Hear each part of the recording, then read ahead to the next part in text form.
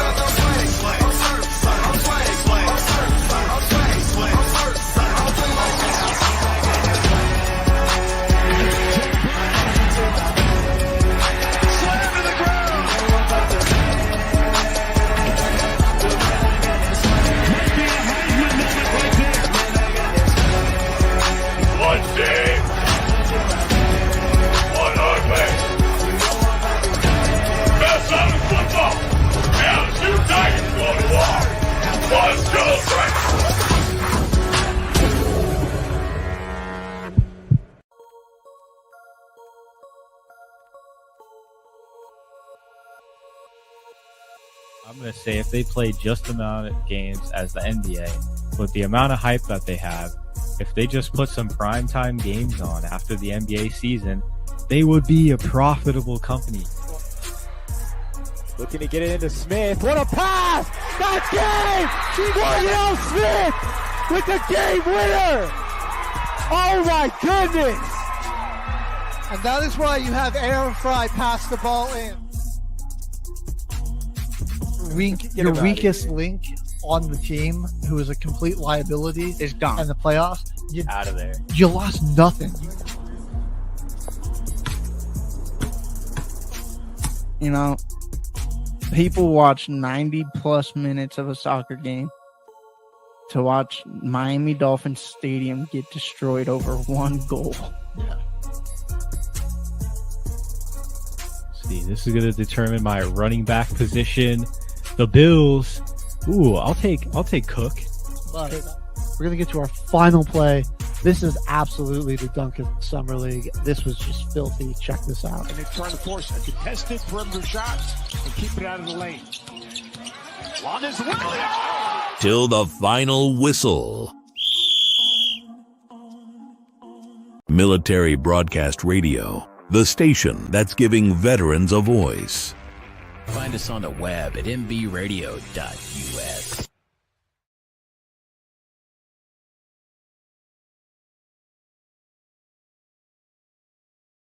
You are looking live.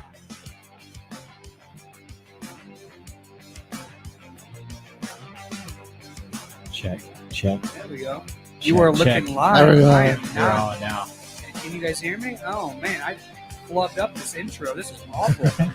Yeah, Jimmy Covers. Welcome HG, Caveman.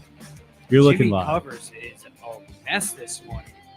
Awful intro for Monday Football Frenzy. That's all right. It was a great weekend, boys. Sports betting. The games were awesome. We had upsets.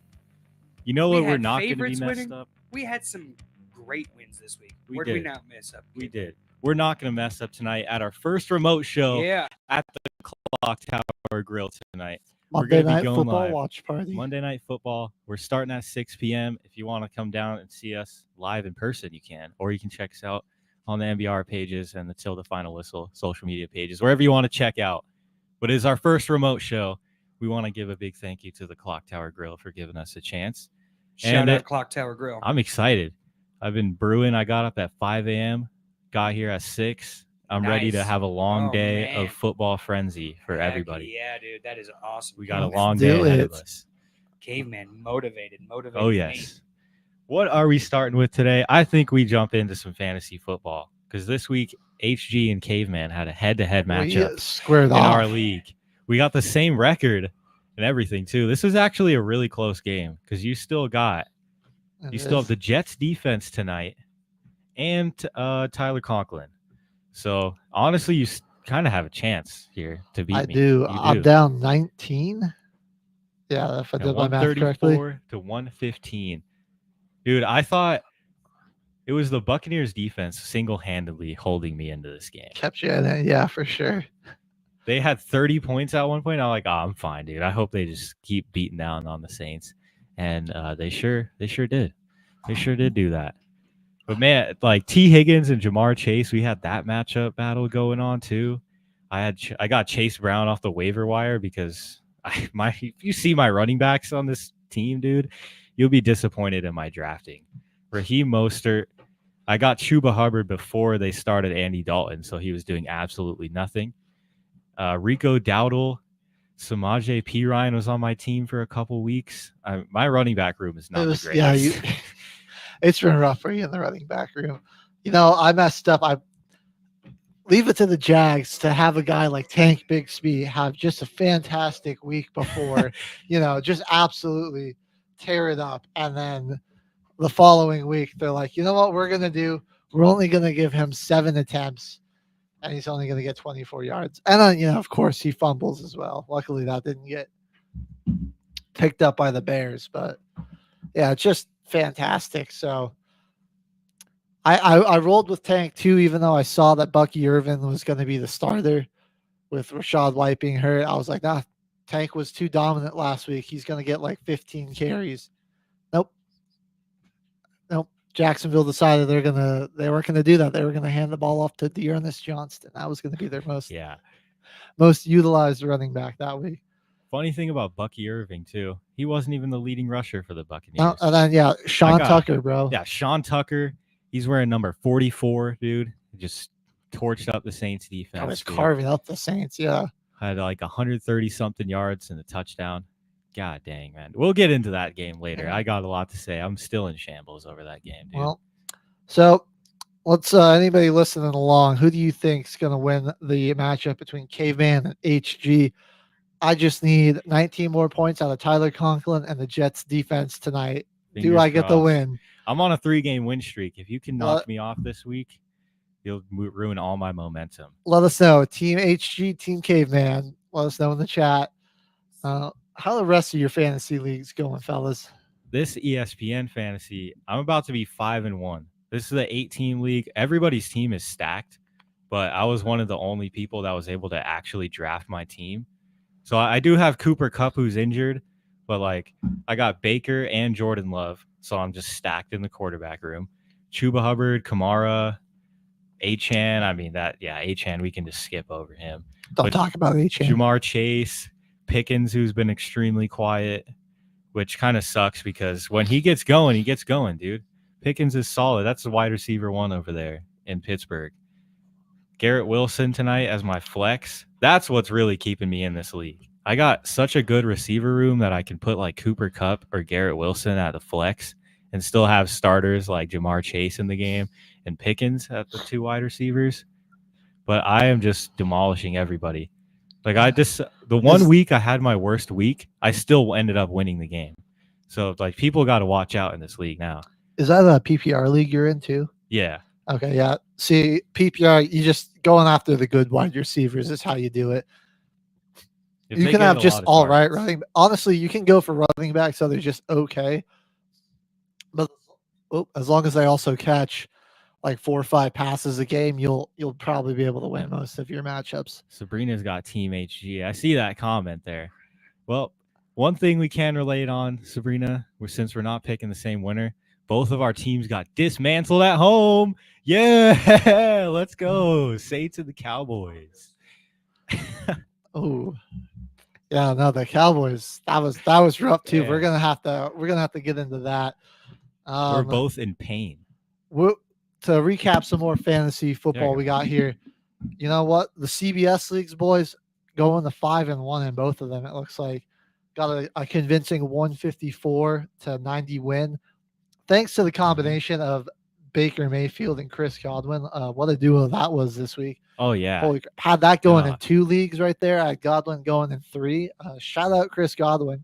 For the 2 You get the free touchdown shout game. out this week because No man, free shout outs. Nah, he got you the win. he saved my fantasy week. I mean, I had a pretty good week regardless, but I mean, he was the boost I needed, 38.5 in this one, 11 catches, 125, 2 touchdowns. Awesome tackling by the Saints defense on that, was a 70-yard screen pass he took to the house. Joe Mixon looking great in his return, helping me out as well. This other league, I'm feeling pretty safe. You never know, but he does still have Josh Allen and the Bills defense. I've got the Bills kicker. However, it's a 151 to 37 lead, and I got to just maybe a moment of silence. 51 to 37. Moment of silence for my opponent here.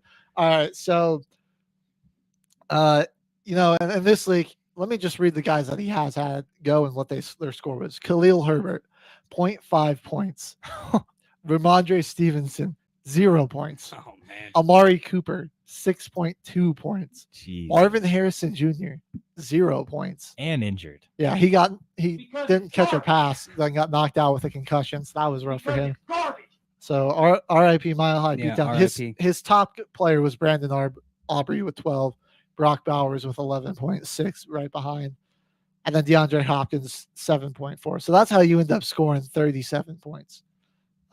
Sounds like my fantasy football team in my Guardian League, or my Guillotine League. Yeah, rest in peace, Jimmy Covers, Guillotine.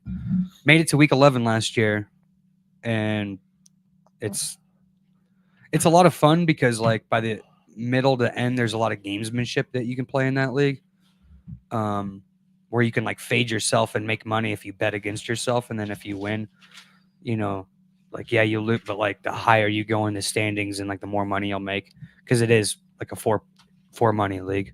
All Guillotine leagues are through their site, guillotineleagues.com. Made it to week 11 last year, and it's like by then, you started out with 16 teams, buddy. Like Cutthroat at that everybody point, by week dude. 11, everybody is freaking loaded, and it's That just sounds a crapshoot. fun. It's a lot of fun, a lot of gamesmanship. The team I started with when I drafted them, 5 trades, waiver wire pickup. Everybody gets better every single week. It's not like your team is going to stay the same.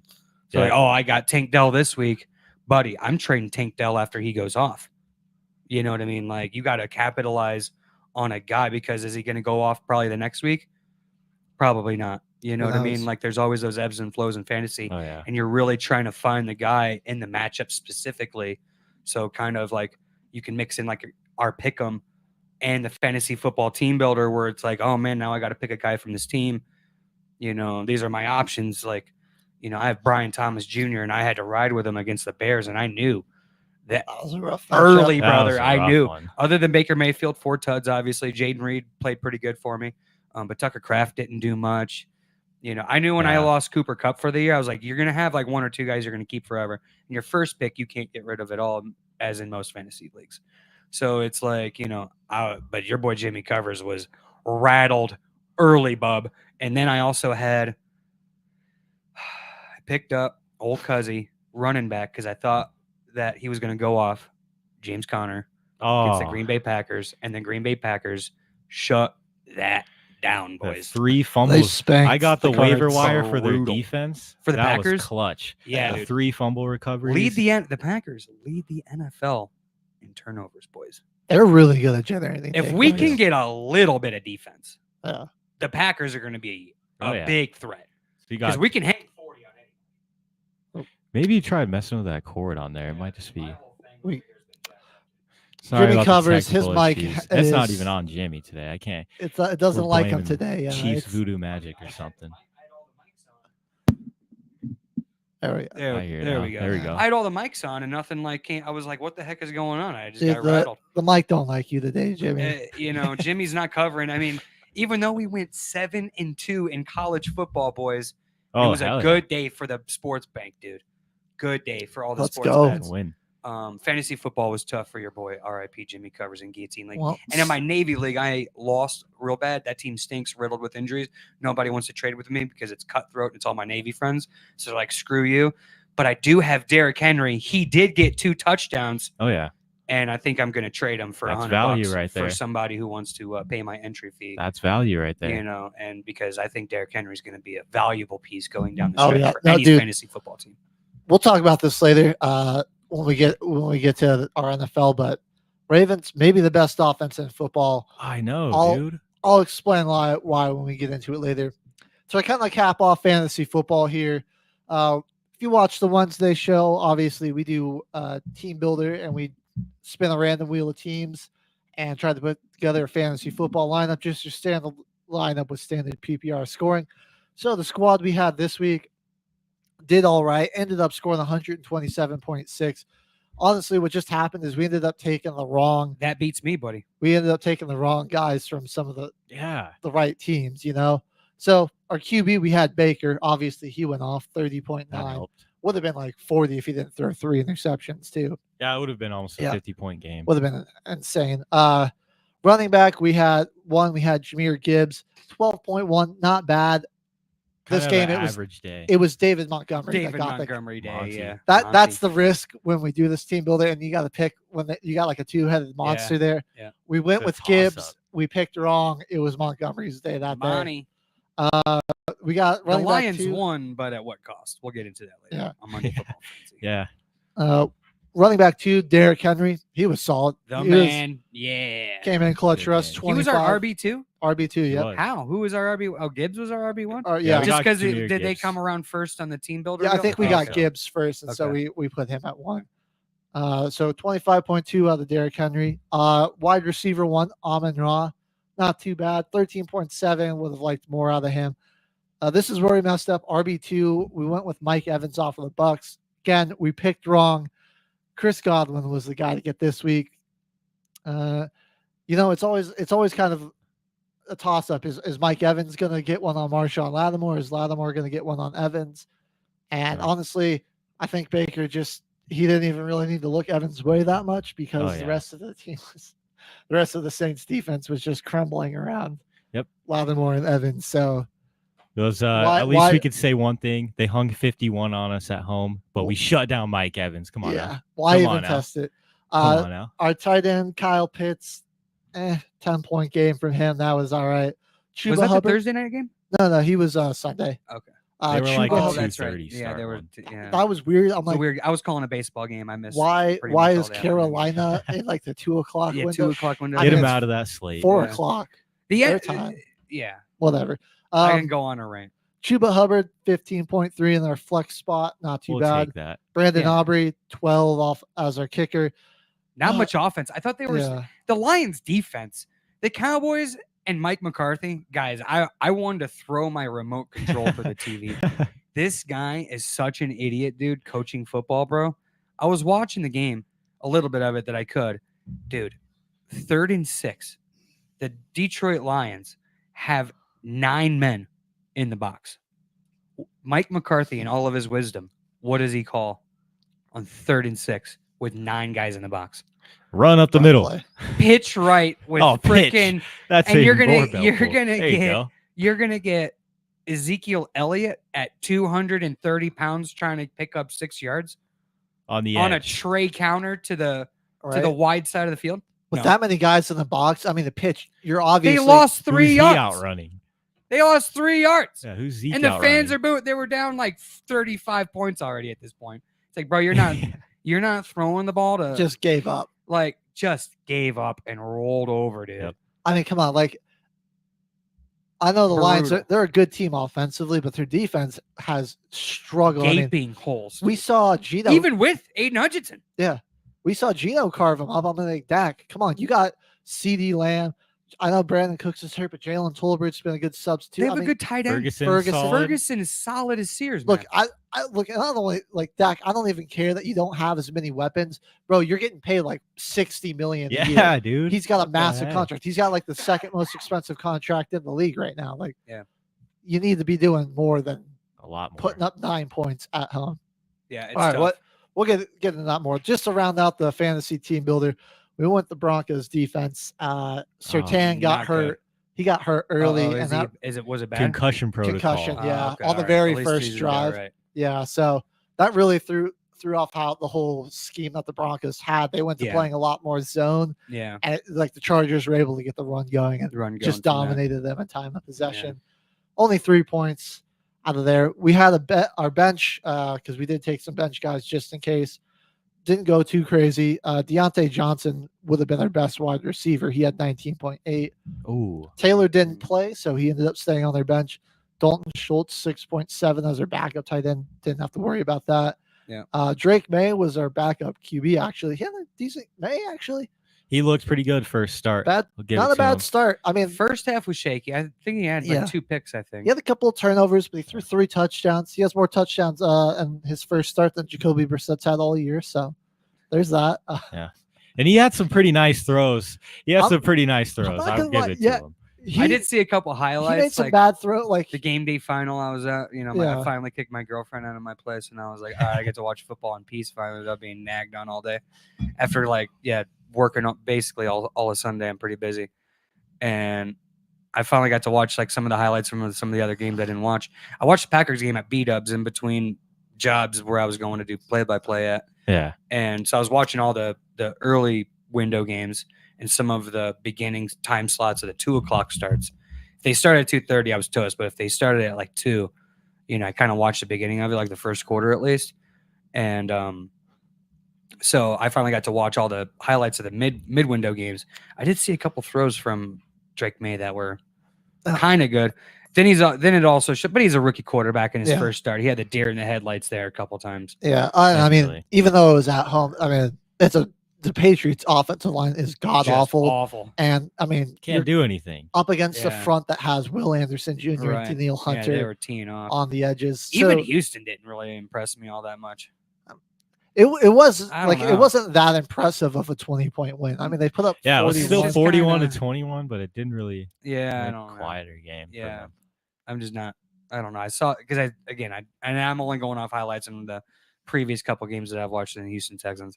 I don't know, man. Like They've been kind of slow to start this year. It's been a quiet I'm just not 5-1. convinced yet. You know what I Yeah. mean? Like I know their record's good. Like right now, so there's teams that have good records, but I think they're still a mid-ranging team. Hopefully, Mixon can stay healthy. I want to see You know, He what went that off. team's going to look like when they can have a few games where the defense is going to have support of a run game because Yeah. CJ Stroud's not going to have to throw the bunch. With Mixon in there, I think they're just a better team running the football. Much better. I and really we saw do. it. He had 128 yards and a touchdown. Yeah, I think 102 on the ground, but then he had a number of catches as well because he's also a dual threat kind of out of the backfield. And honestly, I like to see him later in the season. That's really where he starts to pop off too. Yeah, It's like battling injury, obviously injury prone player, but he's still like very good, and it doesn't really affect his play. Like he goes out and plays strong, but he'll still like take a tough injury. I think with we kind of expected them to be this offensive juggernaut with all these, like they brought in Stephon Diggs, you got Nico Collins and Dell Stroud, they brought in Joe Mixon, but really, I think the identity of this team is going to be a good team, like physical team on defense that plays you tough defensively and wears you down running the football. I think that's the Texans team we're going to get, and that's okay with me. That's winning football come January. it is. With the That's what you injuries gotta- in yeah. your receiving room, run it. I Right, know. who's their running backs? They got Joe Mixon and I don't know his name is like Dware Agumbawale. He's been starting step up. in between. They got Definitely. Dameon Pierce and Damian Cam Pierce Akers too. so. Cam Akers. Yeah, they got a few guys. Both of those guys their were dealing offensive line's pretty banged up. And if Laramie Tunsil could stay on that's a good size, observation. Yeah, like they definitely need to have something where, like right now, like teams are looking for their identity. Like, what is the Houston Texans' identity? I think it's a tough run the football first. It's going to have to be. It's going to have to be. Because if they think that they're just going to be able to go out there and do what they did last year whenever they want, I think we've seen it. Yeah, that's not possible. And then when Stephon Diggs is out there, he only can run 2 routes anyway, so you kind of know what he's going to do. Well, especially with Nico Collins being hurt, like when Nico's healthy, I think they can air. He's the one of the ball best. out He's one of the best wide receivers in the league. I think. I put him top 5 right now. Oh wow! I mean, he missed a week, so somebody might have caught him, but he was leading the league in receiving yards. Yeah, he's just going off. He has a bunch of touchdowns. It spreads out the field way more when they're all healthy, though. I agree with you. You take the first 6 weeks of this season, there aren't many receivers that have been better than Nico Collins. I'm just going to put it out there. Like, from what we've seen on the field, production-wise. That's the bright spot of the Texans right now. Other than the defense. Sure. It's tough to name 5 guys that are better than him. That's all I'm saying. Pretty hard. You know, Jaden Reed's been good. I'll give it to him. I'll give it to him because he kind of came in. Chase. Jaden Reed's wide receiver 1, except after Chase, Romeo Dobbs kind of balled out. Yeah, Romeo Dobbs played good. You know, But before Dobbs balled out, I mean, I knew Aaron Rodgers was going to get him a touchdown. I bet on that. Or I bet on Jaden Reed anytime touchdown and Romeo Dobbs anytime touchdown. Jordan Love over 2 touchdown passes again, cashed at +100. Yeah, Packers covered the 5. But yeah, I don't know. I could probably name. I don't know. Like he's good. I think Nico Collins is definitely a top 10 wide receiver. Maybe that 7, 8, 6 set. Like I definitely hear what you're saying. I definitely agree. I'm not. In the single digits for sure. What I'm saying through the first 6 weeks has there been fun? Like that's now that Jamar Chase is starting to play better, he's probably going to pass. That's a better point. Like what's going to happen when Tyreek Hill gets Tua healthy again? Like are we going to take Nico over Tyreek? But as of right now, there hasn't been 5 guys that have played better than Nico. Then that I definitely agree with for sure. We'll see what happens. Like if he can continue that dominance when there are other guys that teams start to get healthy, that find their identity, that they, the guys that missed training camp or whatever because they were holding out when they get going. Like because even Ayuk, he's been kind of bad this season. Like if he gets going, like those guys are going to be about equal too. So there's just a lot's going to change. Obviously, we're still very early into the season, but you got to admit, through the first week 6 now. Yep, week 6. There really haven't been many guys better than Nico. I'm just putting it there. Very true, right there. Do we want to go on a quick break before we do college football? We'll come back to college football. That was fantasy. Good fantasy stuff, boys. On Wednesdays we have more fantasy football for you. Team building exercise, starts and sits, winners and losers. Waiver wire ads. Plenty more for you on Monday Football Frenzy. Back with Military Broadcast Radio. So the final whistle. Well, I've never been to Spain, but I kinda like the music. See, the ladies are insane there, and they sure know how to use it. They don't abuse it, never gonna lose it. I can't refuse it. Well, I've never been to England, but I kinda like the Beatles. Ooh, I headed for Las Vegas,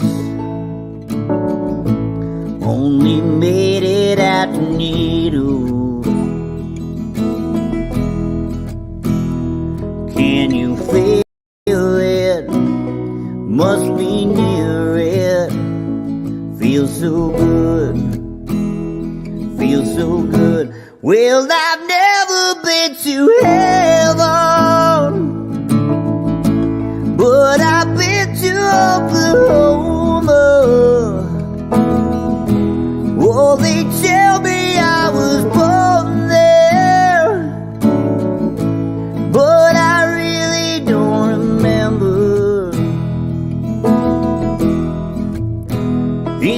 Oklahoma, not Arizona. What does it matter? What does it matter?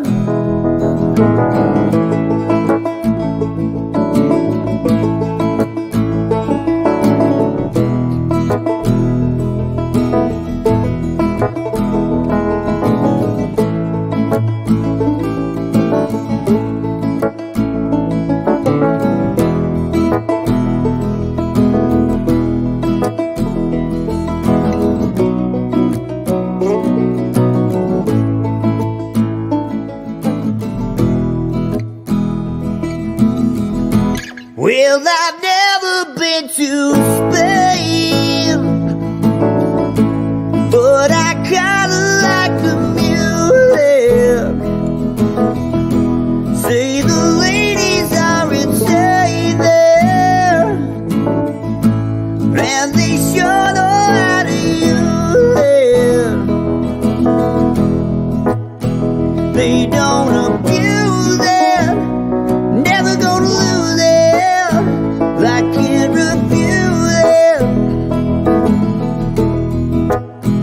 They don't abuse it, never gonna lose it. I can't refuse it.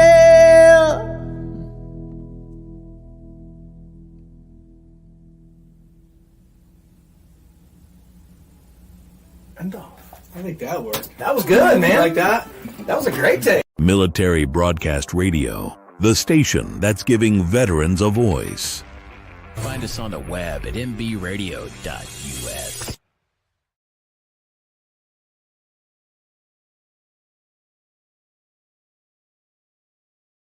Welcome back. You are looking live at Military Broadcast Radio. I'm your host, Jimmy Covers. To my left is Caveman. To my right is HG. And Caveman has some big news for Till the Final Whistle, boys. What are we in for? What are we in for, Caveman? Tonight is Till the Final Whistle's first remote show. We're going to be having a Monday Night Football watch party at the Clock Tower Grill in Lone Tree, Colorado. So if you guys want to check that out, you can come in person live and watch the game with us. You can check us out on the Till the Final Whistle pages or the MBR pages. But we're going to be live 6 o'clock p.m. tonight, 8 p.m. Eastern.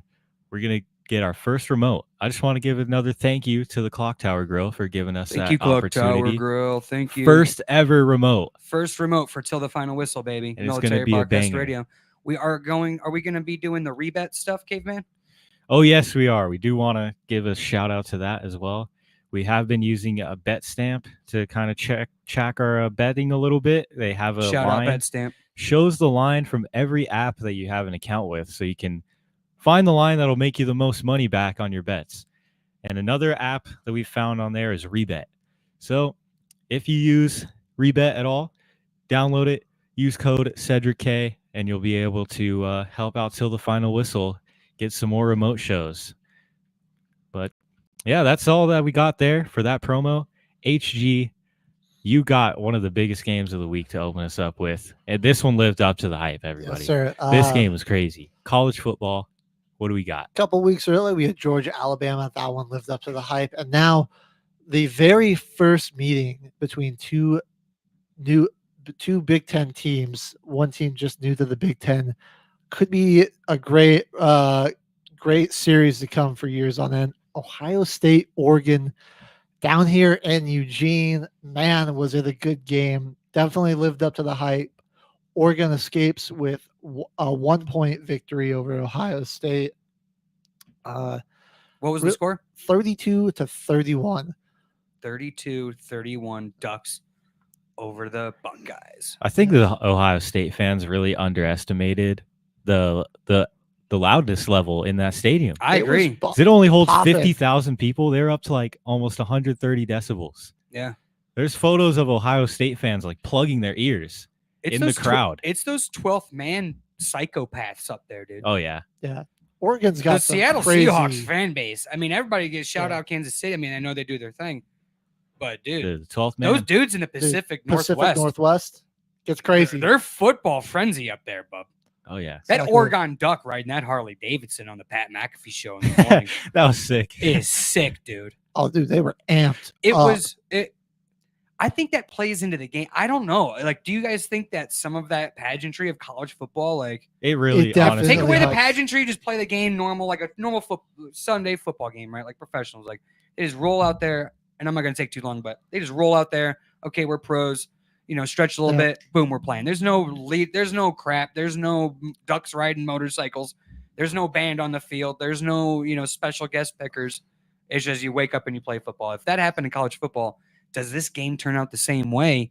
Or do you guys think that the pageantry of college football, it does that play a part of it the helps. game? So, it helps teams a lot. I mean, because not all of these guys are going to go be pros. This is like the last hurrah for a lot of these guys, really. And I mean, these guys, most of them are probably going to go on and do some sort of normal job. And you got all this pageantry where if you're the home team, like it gives you that little extra hype, that extra juice. Whereas like, you're like one of these guys on the road that it gives you extra nerves, more anxiety, makes you more prone to mistakes. Home field advantage is so much more prevalent in college sports and college football, especially than really many other leagues. There's all the traditions. Yeah. It's like those games, those guys, if you're a senior at Oregon or like Vanderbilt, for example, those guys on that Vanderbilt team that don't go to the league, they remember that Alabama game for the rest of their life. Yeah. That's the story that they tell their children, their family, like for the rest of their life. That's their like moment. That's a huge moment for them. So, I mean, it's big for the fans. It creates way more hype. So you definitely get louder stadiums from this. Because like watching somebody or like watching one of your college classmates kick the tuition field goal on the Pat McAfee pregame show. Like that's so hype. The fans are going nuts, dude. I love that stuff, dude. I love it. You're paying your own tuition. You just got to make. That's why I like college. I love college football. I love the NFL. I like college football more. College football is hype because, like what you just said, like most of these dudes aren't gonna be. There's obviously NFL players on these teams, but at the same time, like the majority of these players aren't going to be NFL players. They're going to go be an engineer or doctor somewhere, dude. Go play in the Canadian and Football League. And you see them laying it all out there, dude. Like these guys, the pads were cracking. The boys were running. 22 first downs for Ohio State and lost. Yeah. That is moving the football and not scoring when you needed to. I'll tell you, one guy that the pageantry got into his head and made him play worse, Denzel Burke, Ohio State DB. He was getting victimized out there, dude. Victimized. He gave up, I think, might have been 3 touchdowns, a number of deep pass plays. Dylan Gabriel was going at that guy all game. I mean, whether it was Evan Stewart or Tez Johnson on him, those guys were just feasting. Evan Stewart had an amazing game. Basically $150 in a touch. Had a 69-yarder that he reeled in. Dude was averaging over 20 yards a reception. Oh my! And Denzel Burke was the guy covering them the most. And shout out Evan Stewart. He stepped up. Trayshawn Holden, really dumb ejection in such a huge game early in the game where he spit on an Ohio State defender and got ejected. After a 32-yard catch. Yeah, didn't come back to bite the Ducks. Ultimately, they were able to win. But that's something Dan Lanning, like you gotta talk that kid. Like, man, you cannot be having that type of mental lapse in a game this big that has this many implications for the playoffs, for seeding and everything like this. What happens now with Ohio State? In the Big Ten, if they don't play in the Big Ten championship, I don't think they're going to get left out of the top 12. But now, if they have to go on the road somewhere in the first round, they're going to have a tough game, dude. Harder start. Yeah. Will Howard and Ryan Day lost the game for Ohio State. Oh, yeah. Will you guys Howard, were saying in the group chat. It was 5 seconds left. You have to communicate. They have the green dot now in college. Yeah, because there's they have communications. Stealing. They got to talk to each other. They talk to each other on the sideline now. So, right through the helmet, just like the NFL players do. It has to be communicated to the quarterback, how much time we have left and timeouts, right? He has to make a throw to the end zone on that. He scrambled up the middle. You have to take a shot. Slides down. And he slides down. And then the plays leading up to that, what on earth, the clock management in the fourth quarter, they could have burned the timeouts, gotten the stop and given them more time on the clock instead of having timeouts and no time on the clock. Yeah. You know, and when you have an offense where Will Howard throws for 2 touchdowns and 300 yards passing, you can score on the Oregon Ducks defense. Yeah. Give me all I need is just the time.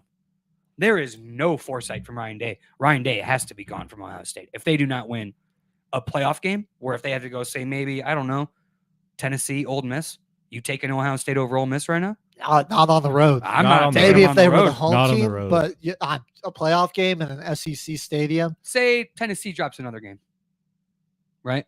They're probably going to be like the 4th team in the SEC, playing the 3rd team in the Big Ten, which will probably be Ohio State now since Oregon has a tiebreaker. You know, there's still some other teams. USC is going to have a say. Penn State's in there. Penn State's going to be a above. wagon. We're going to get to Penn State here in a second because they had a big win over USC, which another game that lived up to the hype.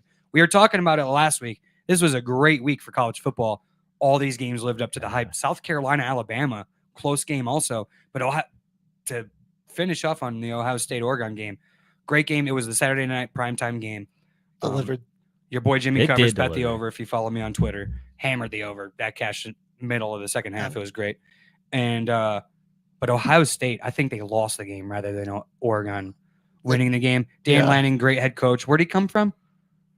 Because he got that job there because what's his name left, didn't he? No, where did Dan Lanning? Who am I thinking? Oh, I'm thinking of the Washington guy. My bad.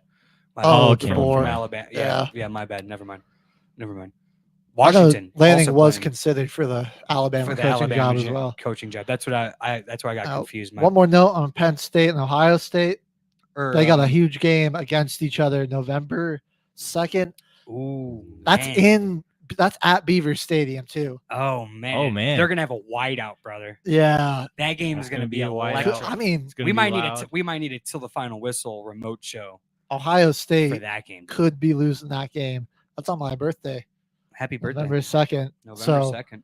That's going to be one heck of a present that college football is giving me. That's going to be an incredible game. Incredible. You game. know, Beaver Stadium is going to be. It's going to be electric. Oh, come on. I hate that. Oh, it's brutal. So hype. It's like but they were doing that in the 80s, man. Yeah. You know what I mean? Like, come on, man. Like they were doing that. Like the same with the Florida State. Like it was cool when I was a kid with the Florida State, you know, Seminole chop or whatever. Like, bro, it's 1987. Like it's 2024. We need to come up with something. It's like Ole Miss and their cowbells. How are they even allowed to do that? You can't play mute. The band can't play their fight song if they're on off. Like you're not allowed to do anything to like gain an advantage with. But here's cowbells all day long. Here's Mississippi State. They can ring their freaking cowbell, but nobody else can do something. I'm sure we can get some vuvuzelas out there and some freaking of those little things that you bang together that you hear at soccer games that make all that noise. Like why can't we do that at Michigan or like one of these other top teams? But they can ring this freaking cowbell. That's cheating, dude. That's cheating. I've always wondered this. Do players on the field, like when they're going up for a pass and the defender's there, can they yell out, "Ah!" like that? Kind of like scare them to get I'm sure they're cussing at each other. Okay, they're always doing that. They're always doing that. Because, buddy, defensive backs take their towel out of their back and throw it at the ball sometimes. There we go. Is there a regulation saying that they can't use cowbell or whatever? Anything short of contact after 5 yards, you can pretty much. Is there a regulation though? Or are we just assuming there's a regulation? Well, you're not going to get flagged if you're just, he's screaming talking at a about guy. The cowbells in the stand. Oh no! They're allowed to do that. Okay, well then they're allowed to do that. They're allowed to do that. They're allowed to do that. I don't know if they're grandfathered in because of like some mafia rule, because it's the NCAA and you can just do whatever you want. Yeah, you can do whatever you want now. You know what I mean? Like, so I mean, I don't know, but like, there's bands like Ohio State's band is a weapon. Have you guys seen Ohio State's band? They're like one of the best Big Ten bands like in the country. Like they're awesome. They're wild. They do some insane stuff. If you've never seen them, go check out the YouTube videos, people. Check they do them some out. insane stuff. It's great. So like, you don't think that they couldn't use that to be like an advantage, but you can have another team bringing this I'm going to get off my soapbox, boys. Speaking of Ole Miss, man, they dropped another game in Death Valley. They're out of the top 12 now. Yeah, the Tigers, man, what a game that was as well. Both teams seeming like they wanted to win. A lot of bad mistakes and big moments. whether it be dumb penalties. I mean, Old Miss, 110 penalty yards. Jesus. That's Holy- crazy, bro. Oh my Holy God. That crap. is wild. work. Terrible. They also lost a fumble and threw an interception, but they had 2 interceptions of their own. Luke Nussmeier versus Jackson Dart. Heck of a battle there. Very battle. defensive game until like the fourth quarter. Then those Both those offenses quarterbacks started. will get drafted, I think. Oh, definitely. Definitely. Those guys are both looking great. Nussmeier threw an absolute laser. Sorry, did I say Luke? It's Garrett, not Luke. My bad there. Garrett threw an absolute laser in overtime to seal the deal with a touchdown after Ole Miss kicked a field goal on their first possession. Death Valley, another place that was just popping. It was amazing. Another insane place to play. You can't hear anything after just you leave to- that Death place. Valley is wild, dude. Just to Dude, kind of that- highlight the. You guys have to. You guys are young. You guys still have time. Oh, I've been to Death Valley. You been in Death Valley? HG? Oh yeah, It's it electric, was buddy. It was great. I seen an Appalachian State LSU game and it was electric. Yeah, I mean, this was when It was live LSU there. they weren't even that good. They were playing a Texas A&M team, like, before they got really good and were a top, SEC team. And still, I mean, it was like crazy. Every big play LSU made, I mean, that place just erupted. Just to highlight, It's so loud. That's how it got its name. Yeah. People called it Death Valley because it was making people's ears ring for hours after the games. I just wanted to highlight how good of a QB battle this was. Nussmeier, dude, he was 22 of 51, so he was chucking it a lot. Still managed to get 337 yards, 3 touchdowns, did throw the 2 picks. Dart, 284 and a touchdown. Also picked up 27 on the ground. Yeah, great QB battle here. No rushing attack from LSU though. None. Jeez, man. Yeah, none. That's leading typical rusher, Brian Kelly. 37 yards, That's 12 Brian Kelly. carries. He don't care about no running the No, ball. he really does not. No. Ole Miss again. I think we touched on it with Ohio State. Ole Miss, LSU. Nobody wanted to win this game. No. LSU won. LSU went to overtime at home against Ole Miss. Ole Miss. Who's that? I have no idea. Jackson Dart. Who's that? Never heard of him. I think Ole Miss might have been overhyped because we were like, oh, they're this historic offense, like all these points Lane they're Kiffin. scoring. It's Lane, Yeah, and like, who are they playing? Who are they? Like FCS schools? Yeah. They look so balanced that people were really drinking the Kool-Aid you like- on them. I mean, I bet Beating on them. up- They were one of my losses over the week. I went 7-2 in college football or in the NFL, but college football on my best bets, I went 4-2. They were one of my losses.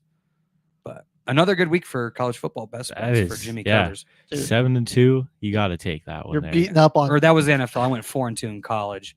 That brings us to 13-6 on the year. It's pretty good, In best bets, 13-6, not bad. man. What are you guys feeling about these Mormons, man? BYU. Oh, the they're Mormons? they're the over. 13th ranked team in the country right now. Bet the over. They're Pitt undefeated. is undefeated too. Pitt's still Pitt undefeated. is 6-0. Okay, Dude, that we got shakes some up the action, ACC. dude. The Big But 12 being BYU, led yeah. by BYU is insane to me. Amazing, man. Going BYU look- Lavelle Edwards Stadium is live too because they had a touchdown. We'll get into it in top plays. It was a double pass against Arizona. Oh, yeah. I seen Their that. offense is wild, dude. Wild, dude. Wild. It's gonna be, I mean that's gonna be a team where it's like, all right, like who's in the Big 12 now? Utah, BYU. Now Texas is gone, Oklahoma's gone. I don't know. Who's the will top somebody get in to the? Do they have a automatic bid if they win the Big 12 championship? Is there a Big 12 championship now? Because all those teams left. I don't know the answer to that. They did replace them with a lot of teams because you got both the Arizona colleges. I think is Colorado State. No, they're still in CSU's in the Mountain Mountain West still. But Colorado's in there, Arizona Colorado's in State, there. Utah joined. UCF's still got in there for some reason. UCF, yeah. You still got Kansas State, Kansas, Oklahoma State, Oklahoma State. Kansas, yeah, Texas Tech. So there's going to be a Big 12 championship. I know that much. I think it's At it's this in point. Dallas. Actually, I think it's in the Cowboys Stadium still. Oh, So okay. BYU. I mean, it Yeah, really could be. BYU is 3-0 in the conference. It really could be their conference lose. I mean, no other Texas team. Tech is undefeated also, and so is Iowa State. I was going to say, like, Ooh. Kansas State is probably the biggest threat to BYU. And what did they do? Oh, they just blew them out like 38-9. Yeah, they already earlier got this year, they so already they have already- the advantage there. Already took them out. Like who?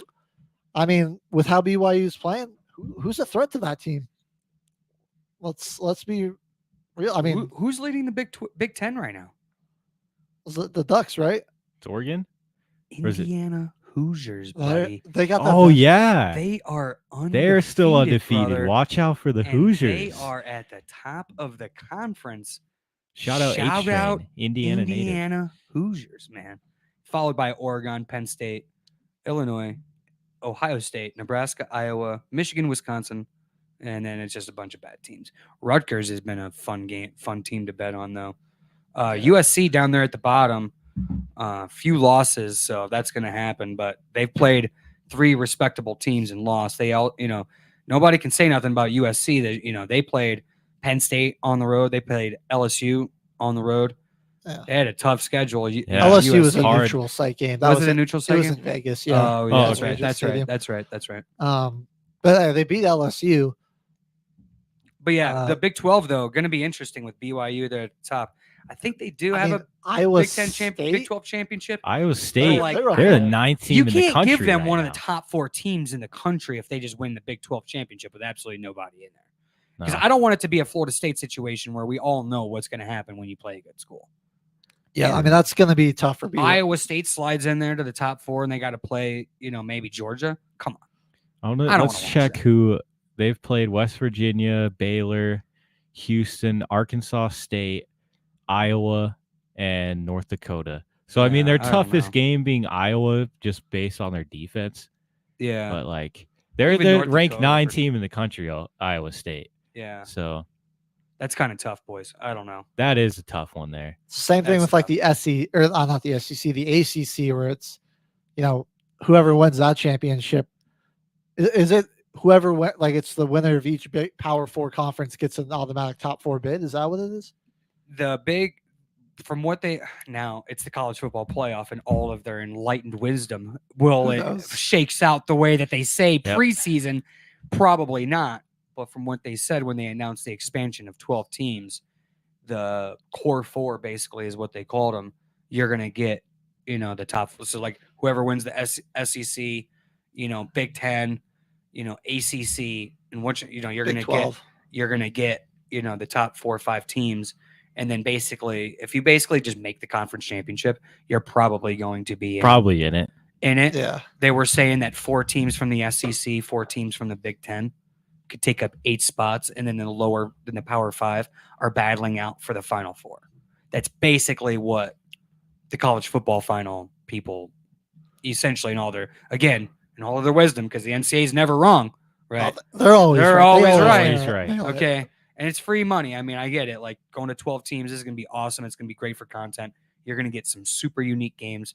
You're already seeing teams play each other that otherwise you wouldn't normally see, Yeah. which is absolutely awesome to watch. Ohio State, Oregon, electric game. You typically, Ole Miss, LSU, like they're going to play each other. Like they're in the same conference.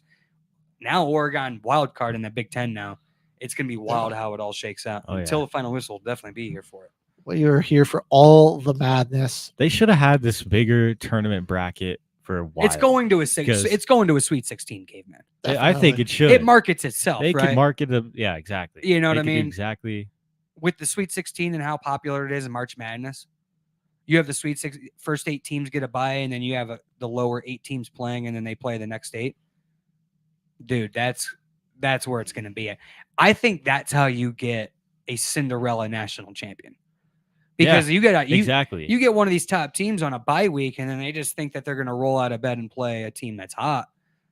Because we've seen it in the NFL playoffs. It's not necessarily the best team. It's somebody who's playing the best football at the right time. And if you can get that in college football, maybe that's how you get a Boise State winning. Yeah. And because who wants to stop that running? Nobody is Nobody. I don't care if their offensive linemen are a foot smaller than everybody on Georgia's defensive line. They're playing better football. And sometimes it doesn't matter. I've seen Boise State play an Oklahoma team undefeated. They almost Again, beat Oregon. Tostitos Festivus Bowl. Bingo. They put Boise Adrian State. freaking Peterson was on that team. Yeah, they put Boise State in there because they're like, oh, they're going to get blown out. It was to prove a message, and these ballsy MS go Shout score a out touchdown. Ian Johnson, You just gotta Statue of Liberty play to win it in overtime. kick a field goal to tie the game. Screw that. Screw that. We're going We're for going two. for two. We're going for for the two. win, and We they wanna get win. it. And they get it. Statue Let's of go. Liberty play, dude. Trace Arounds podcast. I agree. Let's go Boise State. Love the Broncos. That's right. Ashton Denty. He got drug tested. You Dude, guys see that? Like Yeah. 6 They already times got or him getting something. drug tested. Dude, Yep. he's my Heisman favorite. Like he's He he's should be. electrifying to If watch. they make the playoff, he's got to be a Heisman favorite. His Gotta be, dude. Gotta be. Gotta be. real quick, I just want to go over his stats from the Hawaii game, if you don't mind. I do so not mind. Rip it. Genty, 31 carries, 217, and 1 touchdown. And honestly, it was a weird game for Boise State. Hawaii was in it for a lot longer than they should have been, but that's Yeah. time zone change and everything. It's always weird going to Hawaii. I mean, you're just so much further behind everyone. I mean, that game started at like 9:15 my time, and I'm tuning in to check it out. And I mean, it's still daylight out there in Hawaii. Where's that campus at? Honolulu, I believe. Yeah, it's in Yeah. Honolulu. Yeah. So it's always weird going over there. Boise got it together in the end. His game before that, where he only had like 13 carries for 186 and a touchdown. I think it was 2 touchdowns against Utah State. That brought his averages down on the season. Like that game where you rushed for 186 and 2 touchdowns brought down all of your averages on the season, which That's is just crazy. nuts. That's insane. crazy. So this man's 5'9" and is just putting up some insane stats. If we'll do just a stat check on the season. And we got to do weekly updates for on Mr. this guy. Genty. All right, so we're what? This is week 7 Yep. of the college football season. Through 7 weeks, this man has 126 carries for 1,248 yards and 17 touchdowns. He's averaging 10 yards a carry still. That is crazy, dude. 17 touchdowns That and is 1,200 crazy. yards in 7 weeks. See, my thing with some of that is like, I know he's not playing anybody like super good, so I kind of take that with a grain of salt. And they did play personally. Oregon. They Yeah. play Oregon. Well, no, You know, Oregon's defense I don't isn't know. insane, but It's that's like, that's a to me, like respectable stats, school. it's like the guy when you just watch him play, like it doesn't matter about stats. I go off of the eye test mostly. This guy had 297 yards and 2 touchdowns. Like, yeah, but you can still stink and play good at the same time. Yeah. Like, I think both things can be true. Like Dylan Gabriel won the game, went off. Didn't play all that well. Really didn't. So it's like, I don't Had know. some receivers running butt ass naked Right. through the Ohio State secondary. Like I And I missed mentioned, him. Denzel Burke was just getting What are we victimized that entire exactly? game. So it's like, and then but you watch, Genty run the football.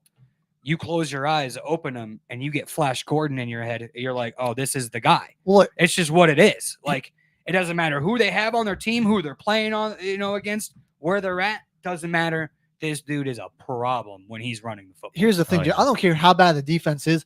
I mean, this guy, when you get 6 guys around the ball carrier, typically he goes down. I don't care how bad the Typically. defense is. Bingo. Mr. Genty, No. he's had It's multiple. a mismatch for the defense. He's had Yep. multiple touchdown runs where Easily. he's just Shedding guys. He's broken like Yeah. 6 tackles and then just Shades of Barry Sanders. all that power to break those tackles and then like that the on a speed dime, yeah. to burn Top speed the in 5 defenders yards. down the field. Yeah. And he's 5'9" or like 5'10". He's a like, short yeah, running back. Yeah, small guy. And he's with the power and like that short stature, crazy. And A I lot of love strength. he just stands in the backfield like Michael Myers. Yeah, Like, he doesn't he- even like get in he a, does like, not get in a stance or running anything. back He just stance. stands up straight. He's standing there just straight, staring you down. He's a terrifying. He's like spe- he looks over the O Human, line yeah. before he gets a handoff and just like surveys. He's like, all right, Yeah. where my lane's gonna be? Yep. I'm assessing the defense. He's like reading it like a quarterback. Really? Which Is poor sap am I going to Yeah. stiff arm into stiff the arm ground? this time, Who am I yeah. gonna murder this Alright, play? Before we go on break, fellas, I just want to pitch out a crazy idea because I'm looking at the top 25 here. Army and Navy are both ranked 6-0 Army, Yeah. 5-0 Navy. Let's go Navy. Yo, how would it be something if we could see a service academy make a run into the postseason? I mean, I don't know how that would go. I hope not. I hope not. No, we're It'd be pretty crazy. I'm a Navy veteran. I do not want to watch Navy play Alabama in some like round of 4. You know what I mean? Like the opening game or whatever. Because Alabama's probably not going to win the SEC championship. So I don't know. I think here on Military Broadcast Radio, we want to see our MBR. service academies. Go Army, Go Tracer Army. We rounds. want to see them succeed. No. Dude, Tracer rounds. Let's go Navy. Army's baby. scoring some Let's go points, Navy. dude. Army is scoring. Dude, Army, really 44 Marines yet. points on UAB. It is UAB, but Yeah. like Army's cooking. Army's cooking. They They're are cooking cooking. something. They're cooking grenades. Coming there. out They're in doing wing something. T. Wing T, brother. Coming out Yeah. nuts Dude, to do you bust guys formation. watch some of these NFL teams running that triple option, that Army and The Navy wing T, yeah. spinner option where they're getting guys running mismatches Yeah. and they're getting those guards pulling, dude? Green Bay ran it a couple times I against did, yeah. Green Bay did Arizona, it. and I was like, dude, this is a 1989 Texas split option I've seen the running game with a play action offense. It's nuts, dude. The Ravens have come out and Ravens done that a have few done that. times. I think Yeah. the Bills did it too. I know they did it last McVay, season. McVay and Shanahan have been doing it for a few years Yeah. now. The Niners, the Rams, they Niners definitely- and Rams have been running that. they, split and they option don't do it running a style. ton, but it's like they When they need they like a bust 3rd and out 4, they'll bust out some spinner short action. yardage, like third and down. It's not even fair, dude. It's wild. Not fair. It's kind of wild, yeah. Some other games that were really awesome to watch. I watched this Washington State Fresno State game That one early was on. wild? Dude, the game was wild, man. The Fresno State team, dude, they were spunky. They lost 25-17, but dude, awesome game. And I bet on Washington State on that game. It was so much fun. It was just a good game in terms of like hitting, explosive plays, turnovers, teams driving. It was just an entertaining, fun game. Alabama, South Carolina. Dude. I was stationed in Charleston Naval Station. I was going for the boys hard. They should The have won. Gamecocks. Shout out Gamecocks. They should have won. Williams Bryce Field. The game was in Alabama. The boys were buzzing. They almost pulled off the upset. They Boys, did not. Illinois, Purdue. What the heck was that game? Dude, That one was Chaos. crazy, Purdue was man. getting blown out. I actually talked to my mom. They I were don't know down if my mom's watching. 24-3 at halftime. 24-3, dude. with and- the 49-50 final. And then they go to overtime, Damn. dude. That game was insane. They went for the win too. They got sacked on the 2-point conversion. They almost went into Illinois and beat them. Luke Altmaier, he still had a career game out there too. But then Real quick, those Boilermakers. Penn State dogfight with USC. USC held up tough on the road at Penn State. They played really good. Miller Moss. I just want to ask what happened because USC, they were the 11th ranked team last week. Yeah. Then they got Yep. upset by who was it? Like Minnesota? Yeah. I They got beat believe. by Minnesota, yeah. Minnesota, Yeah, and then they just dropped out of the top 25 completely. Dang. So I don't know if that was factored into people overlooking USC and expecting this to not be as close, but that was a Very top close game. 25 school just a week Top- ago. Absolutely. And they still should be in the top 25. I know they have a few losses. Definitely. But their record, man, their schedule's been tough, dude. Yeah, they really are proving themselves. 3-3, This is a tough but- Big Ten opening. Yeah, I mean, you had to play Michigan, you played USC, Penn State, man. Like it's just been tough. College football next week. We're going to preview some of the games, and then we'll get into our NFL pick'em. Some more good games next week. Nebraska, Indiana. Yeah, there's just Ooh. there Michigan, Illinois. Illinois is going to be a Texas, great game. Tennessee. Exactly. Georgia. Yeah, dude. You know, Alabama, Tennessee in Knoxville. That game's going to be absolutely insane. Colorado, Arizona. Colorado kind of stinks. LSU versus Arkansas. Much more coming at you. Georgia, Texas. Till the final whistle. Military Broadcast Radio. Hang out with us, and we'll be right back with much more. We interrupt regular programming to bring you the special report.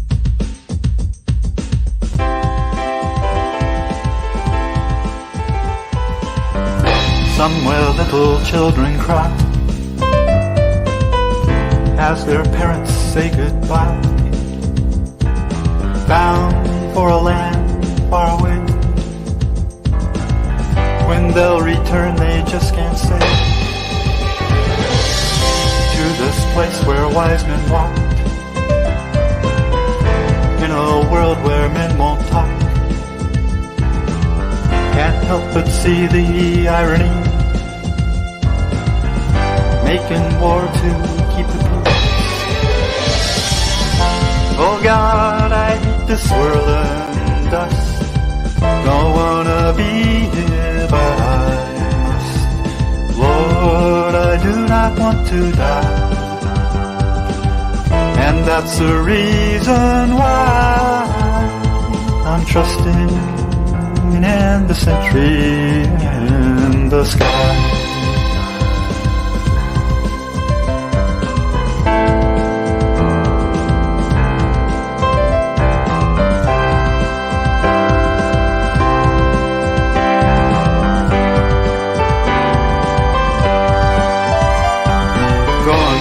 Events have gone awry. Can't change the world, but I've got to try. Under eastern stars I pray, keeping low and hoping for a better day. Oh God, I hate this swirling dust. To you, my love, I miss you much. Wipe a tear from your eye.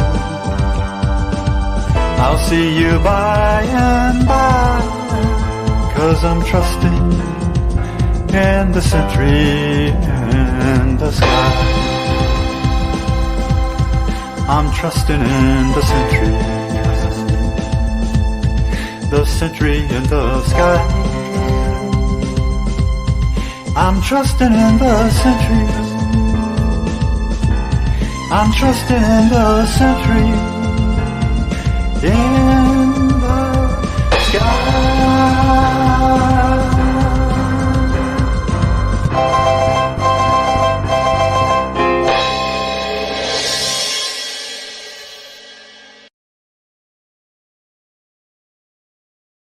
Military Broadcast Radio, the station that's giving veterans a voice. Find us on the web at mbradio.us.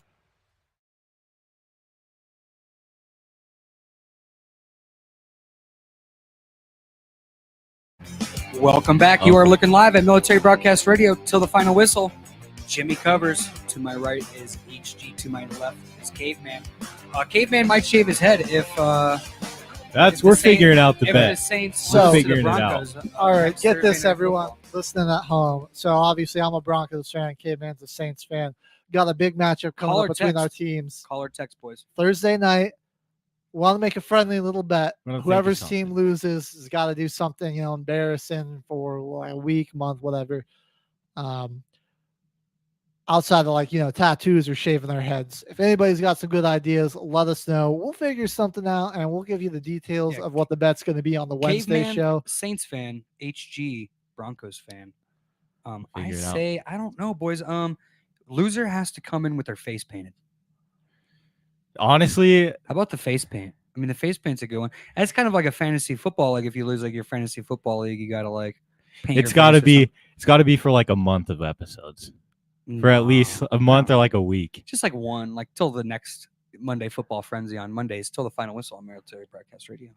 That might be a good idea. We're going to keep workshopping it. 619-0627. We'll let you know on our TikTok. I'm sure Yes. we're going to have Caveman giving his reaction videos. The next time the Saints we're lose, gonna- man, we're just actually check out gonna- the TikTok. Caveman is in shambles. The Saints are tough. We're going to get to our pick, and we're going to get to more of our NFL talk because that's what we're here for on Monday Football Frenzy.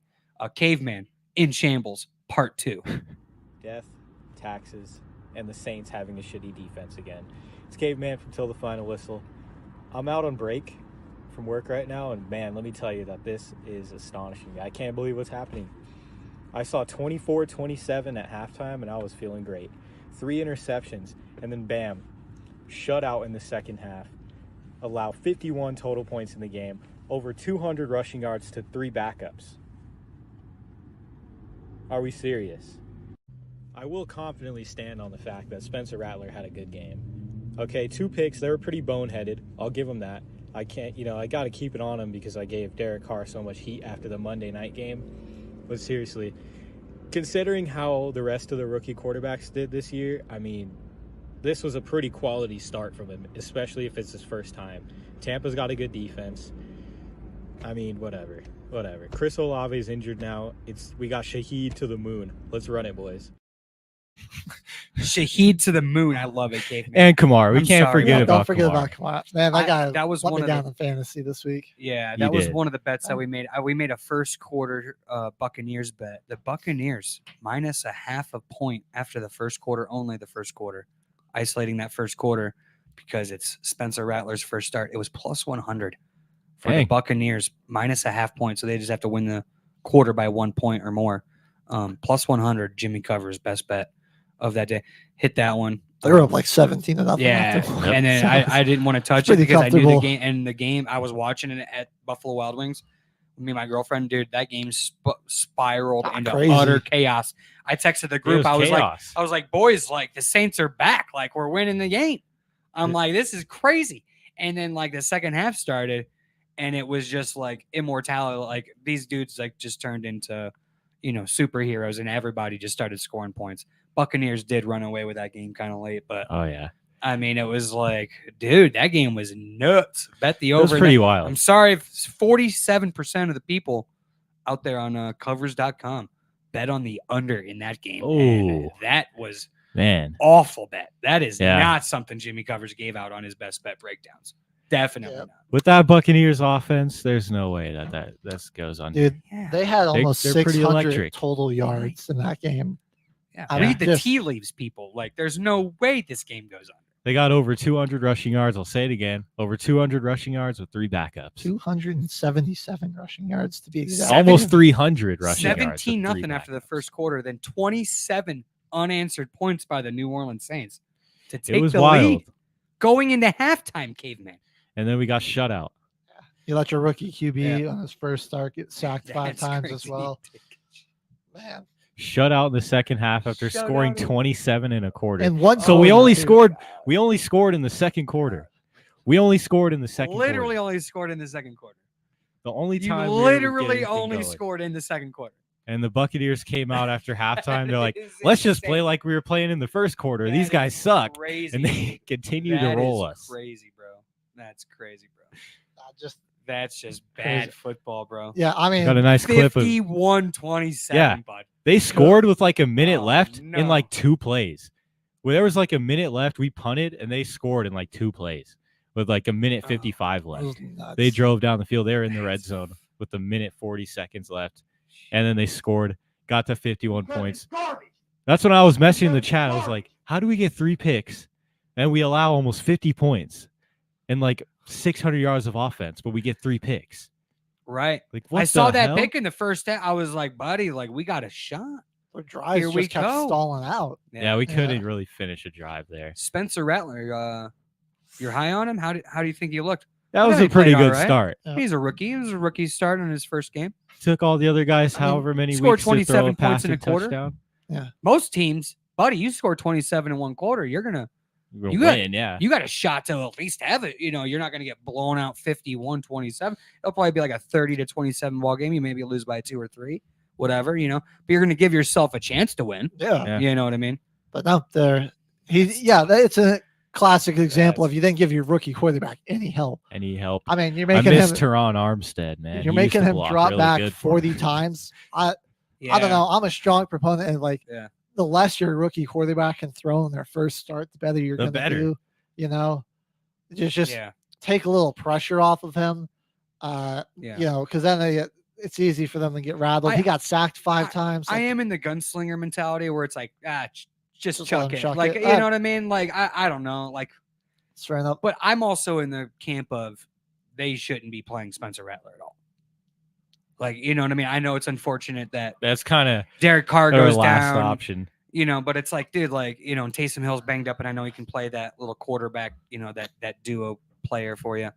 I don't know, man. Like, I just think there's just so much value in. Well, I wonder what happened to sitting and Jake resting. Hayner too. Why Yeah, he was their I backup. thought he was gonna play. They I brought thought it was gonna Hayner be in him. to finish off the Kansas City game, and then Yeah. they're like, "We're going Rattler." Hayner, he was like a rookie quarterback last year, wasn't he? He was a they rookie drafted last him. year. And he's technically on the depth chart. He was their backup So I'm like, what? because he came in for Derek Carr the On week Monday, prior. yeah. Yeah, I'm not sure what happened. Why they were like, "Oh, let's draft another rookie to be a backup," and what's like? Did we not? Did you draft Hayner to be a backup, and you're interested in making Rattler the starter. I have no idea what's going on down there in New Orleans. Yeah, it doesn't either. seem like they I don't do think either. Caveman does either. It's the most injury-prone team in the league. I swear to God, man. Kamara's always battling hip and leg, lower limb injuries.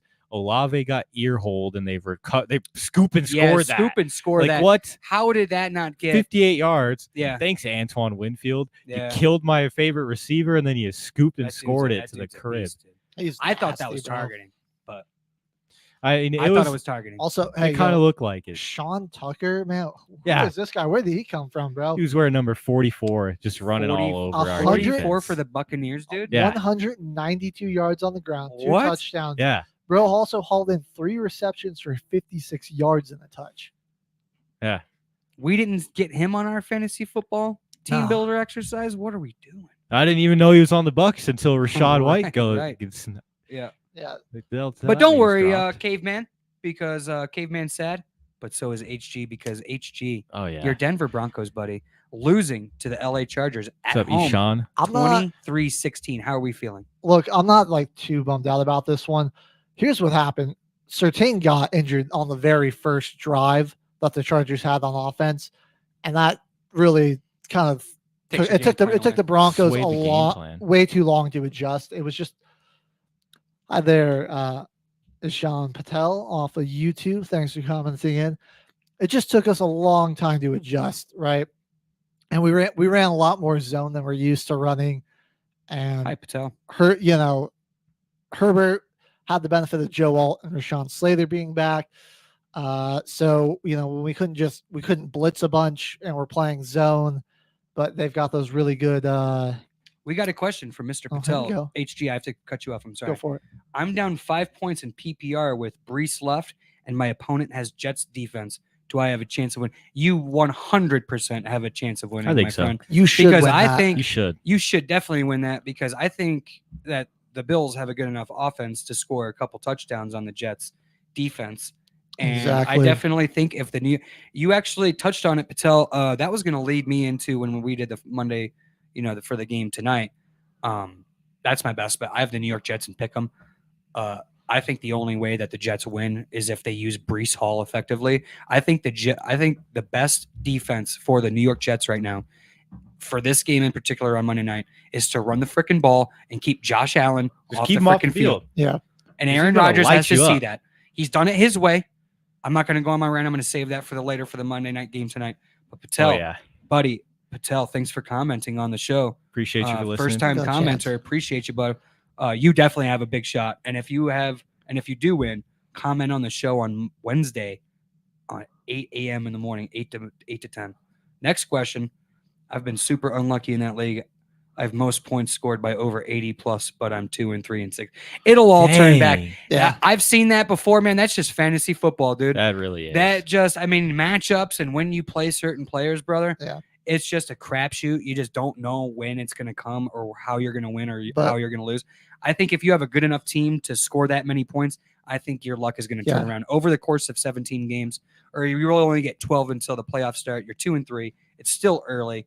You only need to get to 6-7 wins and you're going to be in the playoffs. Just give yourself Yeah. a chance. I'm not sure how many teams make it in your league or how many teams are in it, but even if you come in as a lower seed, if your team's scoring the way it is, you'll be a force to be reckoned Yeah. with in the playoffs. And it's You'll be scary. 1-0 every week. They That's say it. that in football. It's the same thing in 100% fantasy, man. HG. Yep. Nailed it. Hey, just keep doing what you're doing. You've been getting bad matchups. That happens. I've been doing fantasy for a long time. How many times that's happened to me, I can't even count. Just keep at it. Keep doing your good manager stuff. You'll be a force to be Yeah, you'll reckoned be with a in the force, yeah. playoffs. All right. Hold on, HG. Hold on. Guess what I just noticed? What's that? New Orleans Saints scored 27 points in the second quarter only. Uh-huh. The Denver Broncos scored 16 points in only the fourth quarter. The Saints and the Broncos scored all their points in just one quarter. Yeah. That is insanity to me. Not just one team doing it is already crazy. You rarely see that. Yeah. Hey, I'm going to score all the points in the world in one quarter and not score again. Okay, fine. But then to see another team do the exact same thing and both teams lost, where I don't know, like the Broncos have been playing decent enough defense where 16 Yeah. points, I could get you a win with the way that the Denver Broncos deep, but obviously, like They you got mentioned, dominated. Pat time of possession. Surtain going down. That's always Yeah. tough. Well, He's the our best player. offense was just playing really bad the whole game. Bo Nix had 27 passing yards going into the fourth quarter. 60 total And yards of I think offense. the Chargers, they just sort of dropped back into this like soft shell defense where they didn't want to give up too much down the field. And that's when they got going. I mean, we had a chance there at the end. I mean, it wasn't a great one, but recovering onside kick down 6, there was a chance. That's why I'm not beating us up too much about it. Surtain gets hurt, and it just took a long time for the defense to adjust and really limit the Chargers. We weren't blitzing as much because we were scared to, leave our DBs in one-on-one coverage. And so that let our pass rush, it's good, but when Rashawn Slater and Joe Old are healthy, it's not good enough to beat that with just a 4-man Good blitz. point. Yeah. Great point. We still had more sacks than the Chargers, but that was when we just started, Joseph, he got aggressive again and started sending more guys and to stop the run and to get, not like Herbert sit back there. Cause for a lot of that game, Herbert just had very clean pockets. Yeah. A lot of time to dissect the zone. I know his receivers aren't that great, but if you can throw it to a guy really that's open, he's in the NFL. He's probably going to catch it. So I will say only 237 passing yards, 21 to 34 and a touchdown for Justin Herbert. I don't know. Yeah. Like it wasn't It's an not all insane that stack today. They ran the ball really well. I mean, 37 minutes. No for wide receiver possession. for the Chargers had more than 44 yards receiving. Yeah. It's pretty good by the Broncos defense. Honestly. Even without their number one guy Without- too. Yeah. Yeah. They just really struggled to stop the run. And that was, I think, what killed them. I thought the reason they would have an advantage in this is because they could leave their guys, this was with Surtain being healthy. They could leave their guys out there on an island. And, McMillan, Surtain, and Moss could lock down Quentin Johnson, Ladd McConkey, and Josh Palmer. They'd be able to handle that while we sent in, a lot of pressure. But you can't account for injuries, and that is bad coaching. Took way too long to adjust, and then it was too little, too late when we made the right adjustments and stuff started to get going. And even with that, figuring out the right adjustments and getting it going late, we still had a chance. It was the recover an onside kick, and you went through your timeouts real early, so you didn't have those. So it was just one thing I want to see from the Broncos going forward is like when they were up tempo and playing pretty quick there late, they had a lot of success. Like obviously it is because they dropped their coverage back a little bit. You have a different look on the field, so you're able to make different things work that wouldn't before. But early in the game, they had a really successful run play that was really up tempo, but the ball got fumbled and the Chargers recovered it.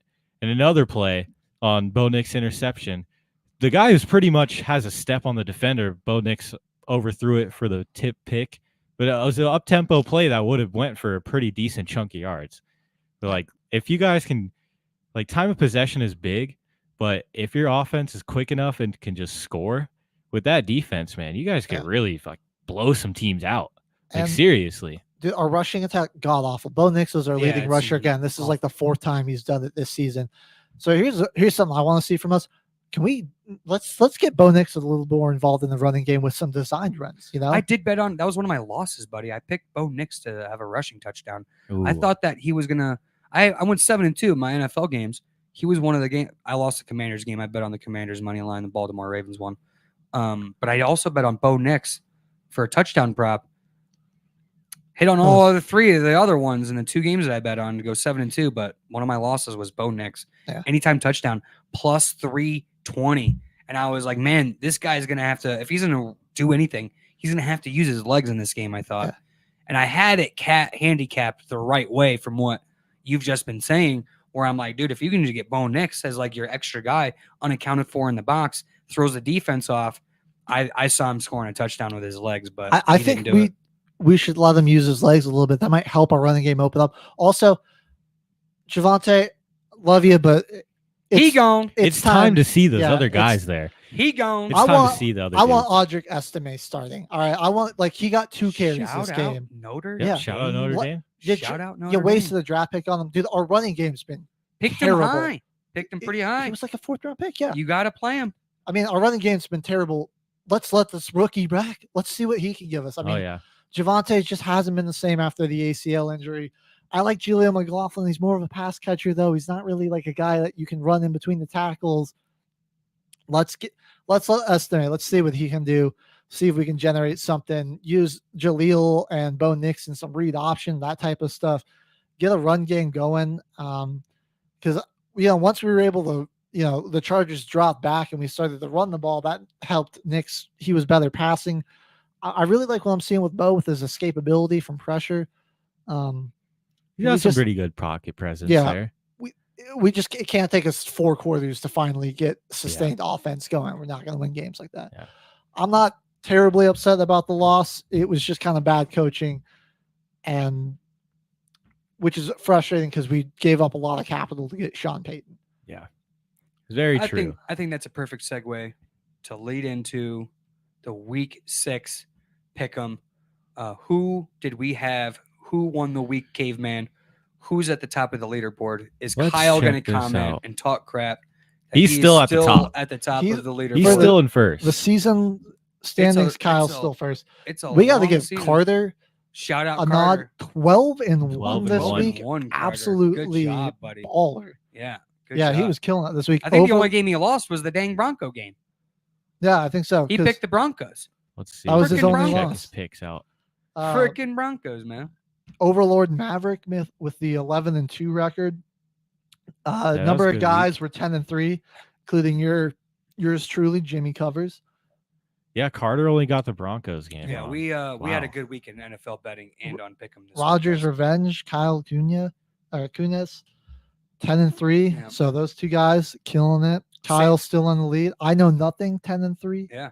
I was 9-4 along with Star and the Cheese, and then ODB and Caveman 7-6. So everybody with the winning record so far. Number of good. people on the Jets tonight and Bills, so it'll be interesting to see how that shakes up. Pretty good.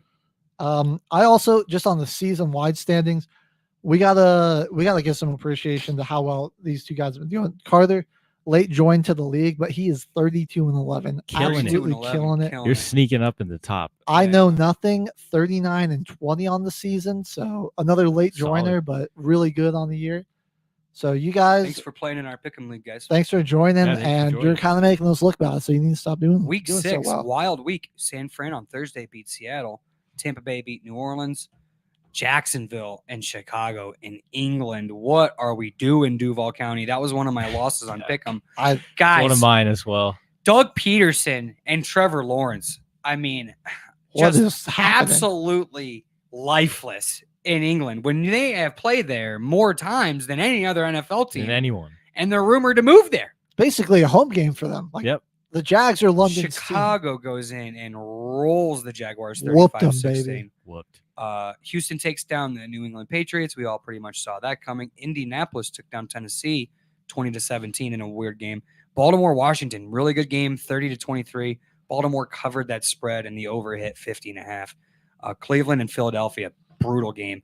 Philadelphia fans hate Nick Sirianni. They want to stuff him in a cheesesteak. Get him out of there. Yeah, they do. They barely win against Cleveland. And then he's talking crap to fans the in fans, the he's stands. chirping the fans, and I'm like, buddy, like the fans are right. You suck. Dude, you barely You beat stink. Barely the beat. god-awful Browns They at just- home. just- Come on, man. Jalen Hurts is just, I don't know, man. Like, I don't see. The I Brown- don't know. The Browns I don't didn't wanna have say an nothing offensive about them. touchdown, and you beat them by 4 They're points. 0-28 on third down Yeah. conversions with Deshaun Watson. The last buddy. 28 third What downs, are we doing? They're 0 for 28 with Deshaun Watson on the field. And they lost by only 4 points. Yeah, Dog. dog.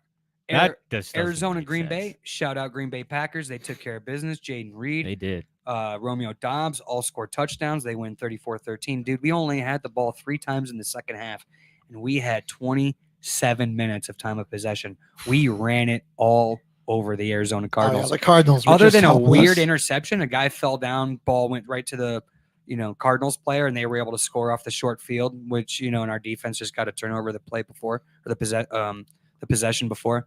Jimmy, Other than that, that's like their only points that they had. I want to say I'm so excited for these Lions-Packers games. Yeah, but They're They're going to gonna be be cinema. so Yeah, good. This is going to be absolute cinema. It's going to be Speaking good. Martin of Lions, Scorsese- they win 47-9 over the Dallas Cowboys in Jerry World. On Jerry Jones' They won the birthday. game, but they might have lost the War Boys. Oh, Aiden yeah. Hutchinson, unfortunately, goes down with a gruesome leg injury. They didn't even show the Oh. replay on TV. They carted him off. He goes into emergency surgery. I hope it's not one of those Alex Smith type fib it's injuries where it's kind of career. It was really bad though, man. Changing for that guy. He's on a trajectory to. and it is Thoughts He and was prayers so for- dangerous. leading If you the break Defensive that Player of the Year bone, award. Yeah. it's so dangerous because if you break that bone in your leg, there's a major artery in that leg. If Yep. you break that bone, it breaks Good the point, artery. caveman. You're bleeding out. Yeah. So So he goes thoughts to and emergency prayers. surgery. Luckily, he was in Dallas, and it wasn't like an Oklahoma or something. Pittsburgh beats Vegas in a lifeless game. I mean, they scored 32 points, but that game was just dog with fleas. Atlanta, Carolina. was. Atlanta wins 38-20. I nuked it, and I picked the Carolina Panthers, thinking that they could upset Yep. at home. All I'm of an us idiot. did. We're the only people that picked the Panthers. I needed it because I knew Carter's hot. And I'm like, this game isn't going to be the reason why I lose. Pick them this week, so I'm just going to pick it to see if Carter. I thought it could really easily be a trap game for the Falcons. Too. 100%. You're so, riding too. high after you just shredded it on Thursday night. The Panthers, you think they're a pushover team. You come into this game sleepwalking, and they catch one on you. But credit to the Falcons, they did not come in sleepwalking, and they did what Sunday they should night- have done and spanked the Panthers. Sunday Night Football, Cincinnati beat the Giants 17-7. Snooze fest. Snooze fest. Man. That's going to lead us to Monday Night Football, boys. Oh yeah. Buffalo and the Jets. Jimmy covers. Yeah. Best bet. New York Jets plus 100. We're going back to the well. We chose them once. They are one of our losers when they lost on Monday Night Football. We're going back to the well. New York Jets. This goes to Patel's comment. Breece Hall. Aaron Rodgers. What are we doing? What are we doing, Aaron Rodgers? Okay, you got your head coach fired. Half the team, they didn't want to get rid of Saleh. The players didn't want to get rid of Saleh. Mm-mm. Aaron I Rodgers like wanted to him. get rid of Saleh. Aaron Yeah. Rodgers. did. Woody Johnson overreacted. If they win this game, they could be leading the division. They fired their head coach for what reason? For what? Right? When it's up for You got to grabs keep still. Josh Allen off the field. You got to control the clock. When Aaron Rodgers was the best in Green Bay, he controlled the football. It's too many 3 and outs. It's too many look at me 2x2 sets. For those listening, 2x2 set is 2 wide receivers to the right, 2 wide receivers to the left, 1 running back in the backfield. And you try Just to as basic protect as possible, pretty as much. basic as you're going to get, but you run off of all of your plays off of that one formation. So you have a lot of looks off of one thing. So you can do a multiple combo of variation of plays off of just one look. And that kind of can psychologically, like the defense, like, oh, what are they going to It'll do? mess with them. It'll mess with them a little bit. It's gamesmanship. But in 2010 football, 2024 football, defenses have evolved. They're just going to play 2 shell, keep the ball in front of them. They're not going to let you get explosive plays. Aaron Rodgers lost a little bit of arm strength, not really throwing the ball all that deep anymore, not throwing the ball in the middle of the field. You have to utilize your best player. Their best player on offense is Breece Hall. Yeah. That's just what it is. Hands down. Easily. It's just what it is. And I HG. really like Braylon Allen. You got the power. Allen brings the power. Hall Yeah, you brings got a the good speed. duo. Good Can duo. we get these guys to get between the two of them 30 touches? And I think you Easily. can sustain a lot on offense. I mean, Allen on short yardage to power it through. You can use Hall to spread the defense out. He's a great pass catcher. Get him in space. Like the last game in London against the Vikes, he had Breece Hall touched the football 9 times. 9 times. What, 9 times. What do you think? 9 Plus times? 100 on the money line for the New York Jets. Guys, I'm sorry. He's bringing the camera over to himself. Aaron Rodgers, if you're listening, till the final whistle, Military Broadcast Radio. I don't want you to win. It's not that the Jets should win. This is a must-win game for Aaron Rodgers and the It New York is. Jets. It really Monday is. Night Football against the only team that plays in New York, the Buffalo Bills. We need Aaron Rodgers to win this game. I picked him in pick and pool. Carter's hot on our heels. He picked the Buffalo Bills. We can't have it. Who's Kyle on? Aaron Let's Rodgers. see. Aaron Rodgers, if you're listening Kyle's to me, Bills. Aaron, look deep into the camera, buddy. It's just me and you. I need you to win. Jimmy covers. It's coming from New a York former Jets, fan of your game. Plus 100. I was your owner for 15 years of your career, buddy. Yep. You know how much joy and happiness that guy brought me? Exactly. Every time Aaron Rodgers stepped back to throw the ball, I knew something good could happen. Yeah. Right? I've seen that guy make insane plays, and I'm not going to take up any more of your time. Aaron Rodgers, if you do not win this game, I'm gonna have to break up with you, Aaron. Our relationship will be cut off at the seams, dude. Jimmy covers till the final whistle. Military Broadcast Radio. New York Jets plus 100 on the money line. We need it like we need oxygen, boys. Like And we need Rodgers- water. Dude, Rodgers needs Gotta this game have too. it. You He got does. Saleh fired. 3 picks, I mean, and then the head coach gets fired. That's It's- crazy. It's time to show people that I was the right decision. You got to win this game, man. Yeah. Got to. You gotta. It's not a 1-0 win. Oh, it's not the Jets should win. They're a home team. This is a must-win situation, not just for the Jets, for Aaron Rodgers, because that media, we fired Saleh and you still can't. You're still They're gonna still get doing. after him. We changed the freaking offensive play caller from Hackett. They got rid of his boy. They probably said, okay, you had a chance to do it your way. Now you got to do it our way. Brees Hall has to have a big game for the Jets to win. Aaron Rodgers, 20 I'm sorry, touches. put away your ego. Put away your ego, dude. Put it in away. Hall needs to touch the football 20 times. I'm just saying it. Easily. New York Jets Give him plus 100. Just give him some opportunities. Best bet. You got to bet it. You got to bet the Jets. Right Even now, if it's in the receiving game. and If the he has odds, 20 it's a touches pick'em. It's a receiving 1 and point rushing. spread. Yeah. So you're taking the plus. I mean, you're left to lay the juice with the Buffalo Bills. Buffalo's defense hasn't been that insane. I mean, you can run the ball on them. You We've seen it. can. I mean, Baltimore victimized them on the ground, and They have a good matchup here. The that Jets. was where the Cardinals, even though they lost, they were strong against that. Even the Texans without Joe Mixon did a decent job on the ground against the Bills. You got 2 exceptional backs. You got a guy who should be a top 3 back in the league, no question, and he hasn't played that way. Easy. Let's get him involved. Let's attack one of the Bills' weaknesses, which is their run defense. Let's get after it. No Ed Oliver for the Buffalo Bills. This Ooh. There you go. Yep, your best interior D You lineman in have to Buffalo. run the football, Aaron Rodgers. You got to. All right. Let's go to a quick break. When we come back, we got some coaches that should be on the hot seat and teams that are in trouble. We're going to jump into that and break it all down. Don't go anywhere. Much more till the final whistle to come. We'll be right back.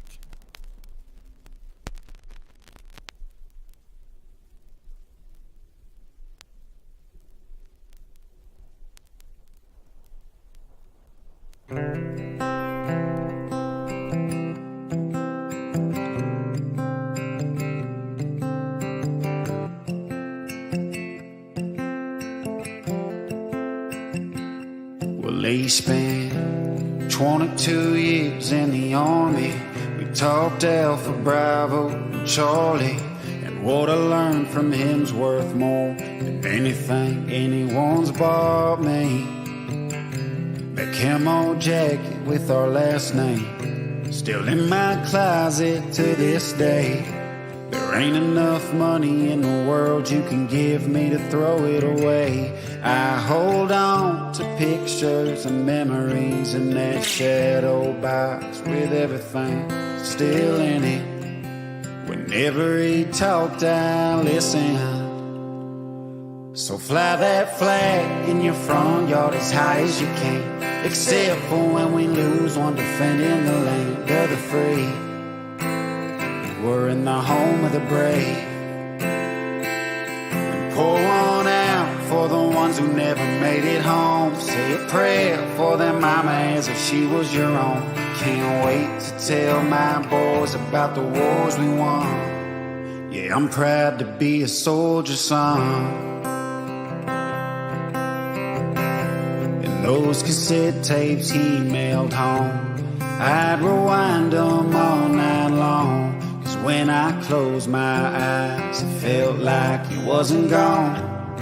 And Mama did the best she could, raising 3 kids while he stood on the front lines from dawn to dusk in a gun-smoked skyline. Fly that flag in your front yard as high as you can, except for when we lose one defending the land of the free. We're in the home of the brave.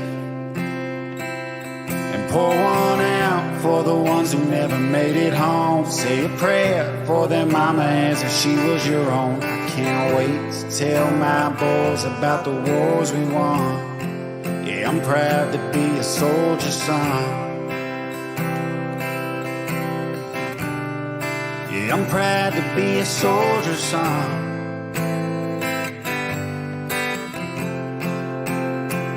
So I hold on to pictures and memories in that shadow box with everything still in it.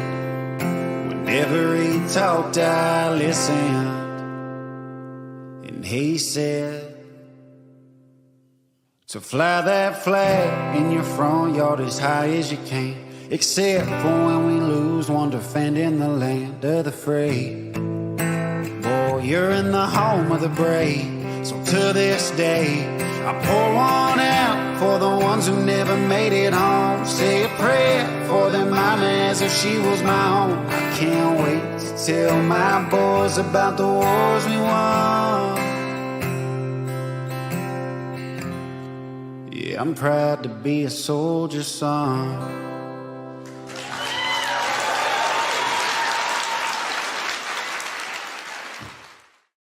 Military Broadcast Radio, the station that's giving veterans a voice.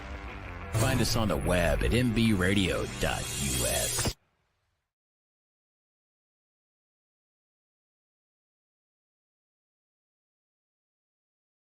You are looking live at Military Broadcast Radio.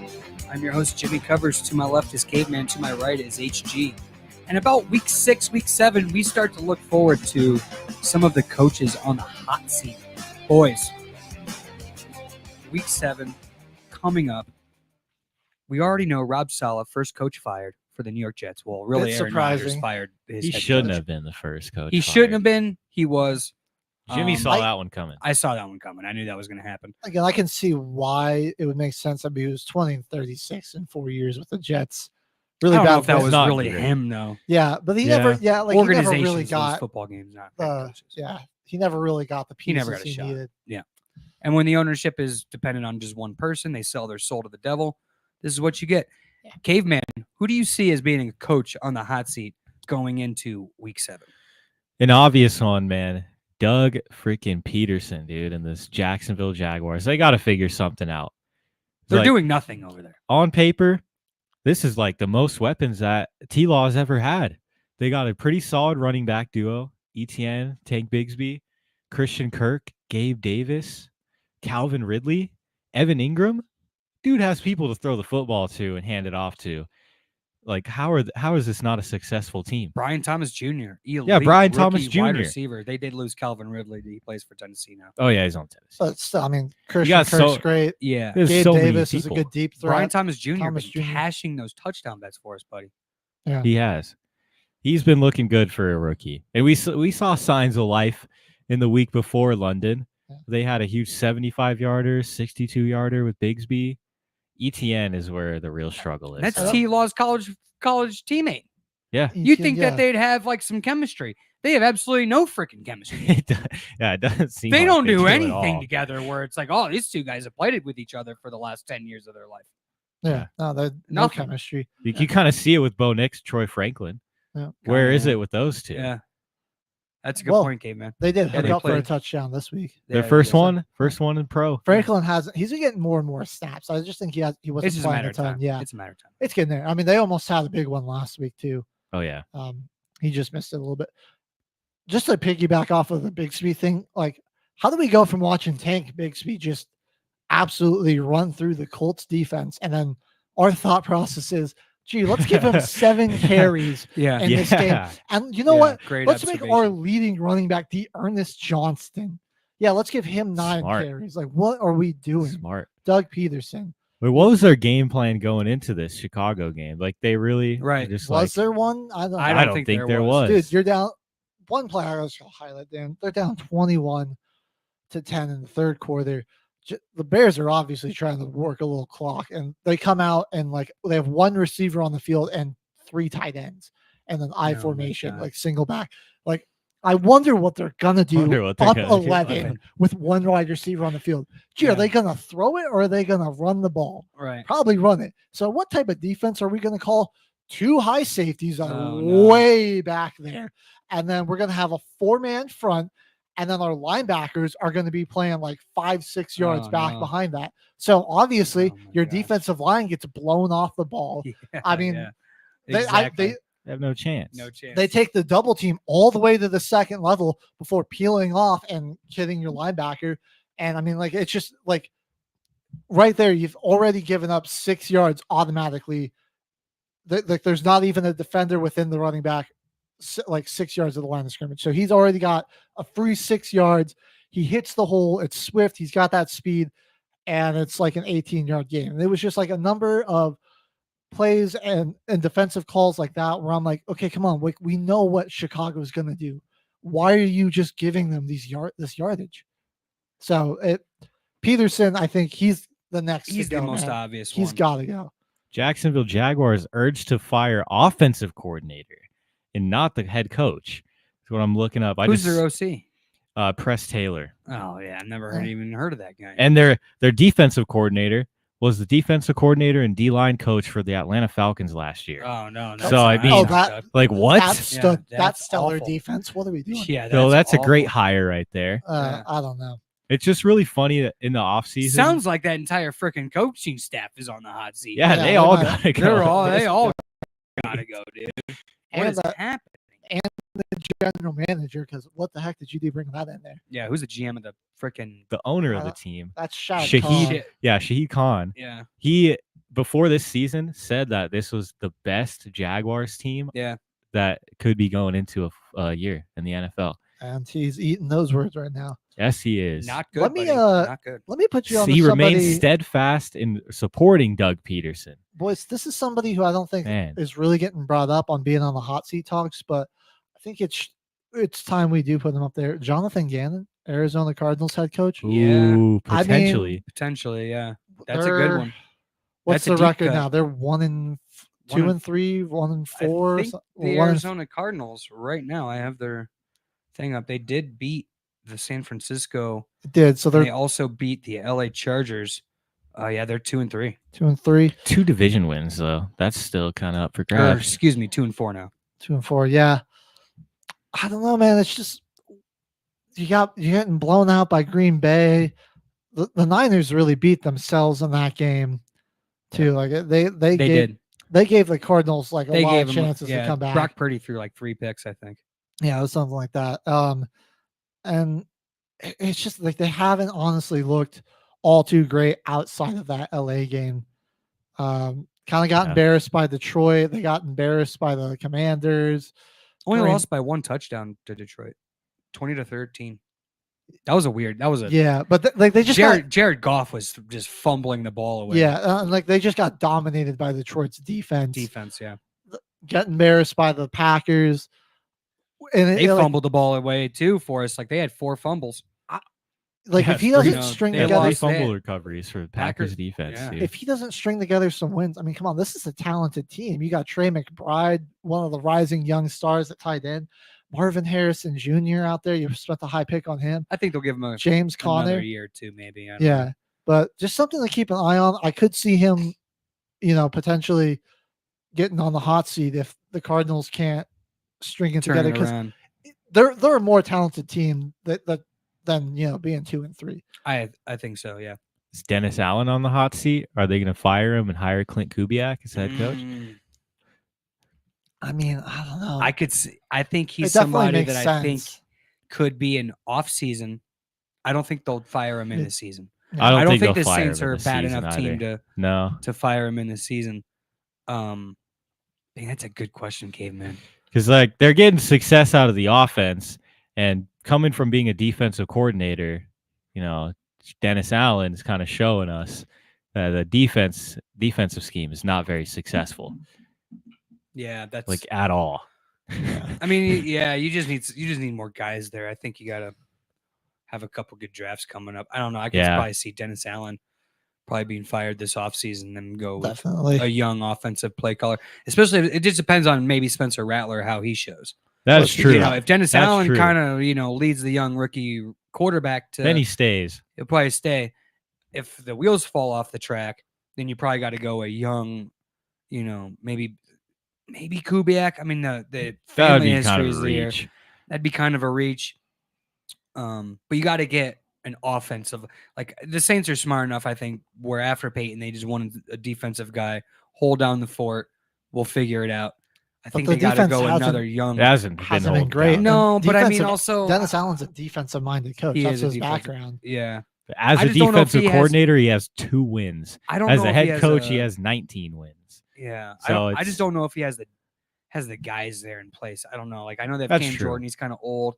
You have Granderson. I like him. Yeah. Lattimore. He's kind of getting up there in Mario age. Davis again. Another- he's Getting up there in age. Getting up yeah. there in age. I just think there needs to be more Tyrann depth Matthew there. again. That's Getting like up another there in guy that's getting up age. there in age. You know, It's kind of an old defense. I think your defense got Kool-Aid. plays his system and style of defense well. I mean, you got the ball. Like you got picks. You got, I don't know. Like it's always a push pull thing with me. Like because I could see it from both sides. Like you can make Yeah. a case for anything really, and then going from a defensive minded head coach to a young head coach who, when you guys hired Sean Payton, young new play caller, unique offensive system. Drew Brees. You kind of came in there. You set the world on fire. I think the Saints might try to recapture that magic with Spencer Rattler, depending on how he shows We'll see the what rest of happens. the season. He's on hold from the hot He's seat on for hold now. from the hot seat. I think his seat is warming up. It's Yeah, warming up. definitely is. I don't think it's as hot as my guy, who I'm going with, who is definitely on a hot seat, just because of the names that are out there that have associations with the New York Football Giants. Brian Daboll, he is on the hot seat. He's the play They caller showed this year. Nothing on offense He's their against the offensive Cincinnati play caller. Bengals. Garbage defense. Yeah, their defense is Is like. garbage. How do you go to Seattle and look like really good? Yeah, what And the Daniel hell? Jones, you guys put up a bunch of points. You're Yeah. controlling the ball. You're running it really well. The Seahawks have a better defense than the Bengals. I think we can 100%. agree on that. Better Yeah. defensive minded coach with what's his name? Brian. Brian Daboll. No. The guy in Seattle. I'm blanking on his name. Oh, Mike McDaniel, Mike. No, that's the head coach. No, it's not McDaniel. Whatever. We'll come back to it. But the guy that he was the Ravens defensive coordinator last year. Yeah, but you come in, you do really well against a good defense His like name that. is Mike. I know what you're talking about. Mike McDonald. Yeah, Mike Mike McDonald. McDonald. What did I say, McDaniel? Yeah, we were right there, right? So I'm like, you're like, oh, okay, looks like this offense is gonna maybe start to take the next step. The Bengals defense has just been god awful. Awful. I will say, Dude. their defensive line got healthy, and that really helped. Yeah. DJ Reader, BJ Hill's back there. That was really helping them. Sam Hubbard and Trey Hendrickson now were able to just kind of tee off on the run. But I mean, Joe Burrow didn't do anything and you've lost. Yeah, no Malik Neighbors. I guess you can give him that benefit, but I don't know. I mean, they didn't even try to get their running back going. No. I mean, You know, if you're they not were running them- lining up as a wide receiver more, and I was like, well, Right. I know he used Didn't to even play make wide any sense. receiver, but You got to get him going out of the backfield, and then you can set everything up after that. That's why I think Brian Daboll. There's just no continuity within that offense. There's no style. There's no hell or high water. We know we're doing this on offense versus everybody. Like even decent teams like show that okay, we're gonna lose. At least we're gonna do this. The Saints lost. Alvin Kamara, dog. You saw what they're gonna do with the deep ball in New Orleans. They're Yeah. at least gonna show. I don't care who you are. We're doing this, right? And we're gonna establish that. They do not do that in New York. Brian Daboll, ex-defensive coach for the New York Giants, going back to the 80s with Bill Parcells. Bill Belichick, ready and available. And you're going to give him maybe a top 5 draft pick next year? Next year's draft, It's interesting. Arch Manning coming out in the draft. Could they do, Eli Manning played with the, New York Giants, also held out in the draft. They so might have we to could wait try a to go year. to a team, which I think they will for sure. Oh, yeah. They got 'Cause to I get their think money Quinn- out of the Daniel Manning Jones. plan is They going can't to the have draft, they and can't then have it'll the be dead money Manning. cap on Daniel Jones's contract. He has to play next year. That's just what it is. Yeah. It's the year after that you're like, okay, because I think Daboll gets fired this year. Bill Belichick has, Daniel Jones his last year. He sees what he has, who stays, who goes. Out those guys, go in all their crappy contracts. They have a couple defensive guys for the Giants that are stalwarts there that are Oh, under yeah. contract that are going to be there for a while. Kayvon Thibodeau looks nice. They also got Brian Dexter Burns. Lawrence. dude, Dexter Lawrence, he's been is a monster. awesome. He might be the best Bill interior Belichick, D lineman defensive this coach, year. he might go there to be able to establish that style of defense that he wants. When he was good in New England, he had Vince Wilfork in the middle. Reminds me of some shades of him with his Honestly, athleticism. like, the Giants secondary ain't bad either. Ain't bad. It's really not that bad. I mean, like, that bad. You hold the I really Cincinnati like- Bengals to 17 think- points? I like Pinnock a lot Yeah. out there at safety. Julian decent- Love, He's shout pretty out good. Notre Dame, solid. Mhm. Will come up and hit you. Plays that physical box presence. I like him, man. I think that hot seat for the Brian Daboll in New York. It's a is good thing. Scorching hot. It's a good thing, though, that it's especially on with fire. Robert Saleh already getting fired. If Saleh can go with Aaron Rodgers, Brian Yeah. Daboll has to be looking in the rearview mirror. When's the U-Haul truck pulling up to Easily. the Yeah. doorstep? Because I mean, like it's been such a huge drop off from that first year going to the playoffs. I know you had a lot of quarterback turmoil last season, which is why you probably get the benefit of the doubt. But the team's healthy. Daniel Jones is staying healthy. Malik Neighbors is absolutely balling, and like if He's you're banged up now, but yeah, he's playing you're really paying good you're football. paying this quarterback a lot of money. You got to figure out a way to make this team work. It's an expensive, you got an expensive QB back there. Try to Very unlock his expensive. strengths. It's not going well, especially with how good of a defense you have. You know who's an interesting thought to be on the hot seat? Who's that? Buffalo Bills head coach. Sean McDermott. Ooh, What that's happens true. if they shit down their leg with Tyreek Hill not playing for Miami and Tua's injury, and The that Jets division's struggling. wide open right now? Yeah. Right? It is. If they don't With the J- dominate the division right now, Well, if they don't if they don't make the AFC Championship game, Yeah. that's my thing. I Is he think on the hot dude, seat? Because another maybe another, not now for Week 7, but to project forward into the playoffs. true. If they if they don't at least make a championship game with Josh Allen, Doug McDermott's gone. another playoff loss, especially to the Chiefs. Like, come on, bro. Or Baltimore, Yeah. or the Bengals are probably going to have to come in there on the road if they sneak in as a wild card. Yeah. Buffalo, if they win the division at 10-7 or whatever it is. I think that guy. This team's been he too- gone too talented. too for talented. Too You long. got too much invested in Josh Allen. He doesn't even call plays. He's trying to be a CEO of a team that like a Mike Tomlin type, and it's just not working for him. Mhm. And again, he's like a defensive mind. Defensive minded head coach, and your defense stinks. Yeah. Never really been all that good. I've never seen the Bills play defense like, oh, I'm worried about that. I'm like, what were you Maybe doing? like the first year that they were really starting to pop off was when they had a really good defense, but since then it's just When they had slowly Tremaine declined. Edmonds and Well- some of those other guys. And their general manager, I think it's Brandon. Brandon Bean. Bean, yeah. He could be in some trouble too, because like, what were we doing this offseason? Like, Right. why? Lost all your receivers. Yeah, Well, and their cap strong, dude. Yeah. Their dead Yeah. cap hit for Stephon Diggs is like close That to killed 30 them. You put million. yourself in absolute hell with your cap space, and then you lost a lot of your top targets for your elite quarterback. They lost their starting center from last year to the Chicago Bears in free Mhm. agency. Your Dang. line got worse. Your secondary got worse. Your receiving core got worse. I mean, yeah, The run these guys are on the defense hot isn't seat. there. Come It's on, tough. you're And You might for have- the type of football that the Bills are trying to play too. yeah. If they're just trying to, if they're an up and coming team and this and that or whatever, like, okay, he's probably safe. They're trying to be Super They're Bowl trying to be contenders. Super Bowl Yeah, that's a contenders. team that's playoff. And they contention. haven't even made an AFC championship game with Josh Allen yet. Or I think last year they went to it, but they lost to the No, they made it. It was a few. They lost It to was the a few Chiefs years- a few. it was a years few ago. a few years ago. So And they haven't exactly, even- it's like They haven't even been able you to get got back. it. You got Yeah, it. they haven't you been got able it. to get back. If he doesn't go this year, I think his seat is gonna. I think He's right young. now it's already warming up. But in terms of being on the hot seat, we're gonna find out once that calendar turns into Yeah. big boy football from November to December into January, and that's where that Buffalo Bills defense is gonna have to make hay. Mhm. And if they don't, McDermott, he gone. Because they got a freak athlete at quarterback, dude. I got Josh Allen's like 6'4". This dude looks like Cam Newton out there, man. All right, He'll guys, run you over. I got a coach who his seat's not just hot; it is boiling. He is in the hottest, deepest pit of hell right now. Who? Mike McCarthy. Oh, he's got to be. He's got to be. I How thought he was much- gone last year. How much I thought he longer was. is Jerry Jones going to put up with this guy? Dude, you got absolutely embarrassed at home on your owner's birthday. voice got super high. So Dog. It was on I Jerry love Jones's it. birthday. Yeah, it was Oh, Jerry Jones's no. birthday. That He- was Jerry Jones' birthday. He got slaughtered by 40 at home. That's Dang. awesome. Oh no. That's The awesome. Detroit Lions, they came out and had such little respect for your team.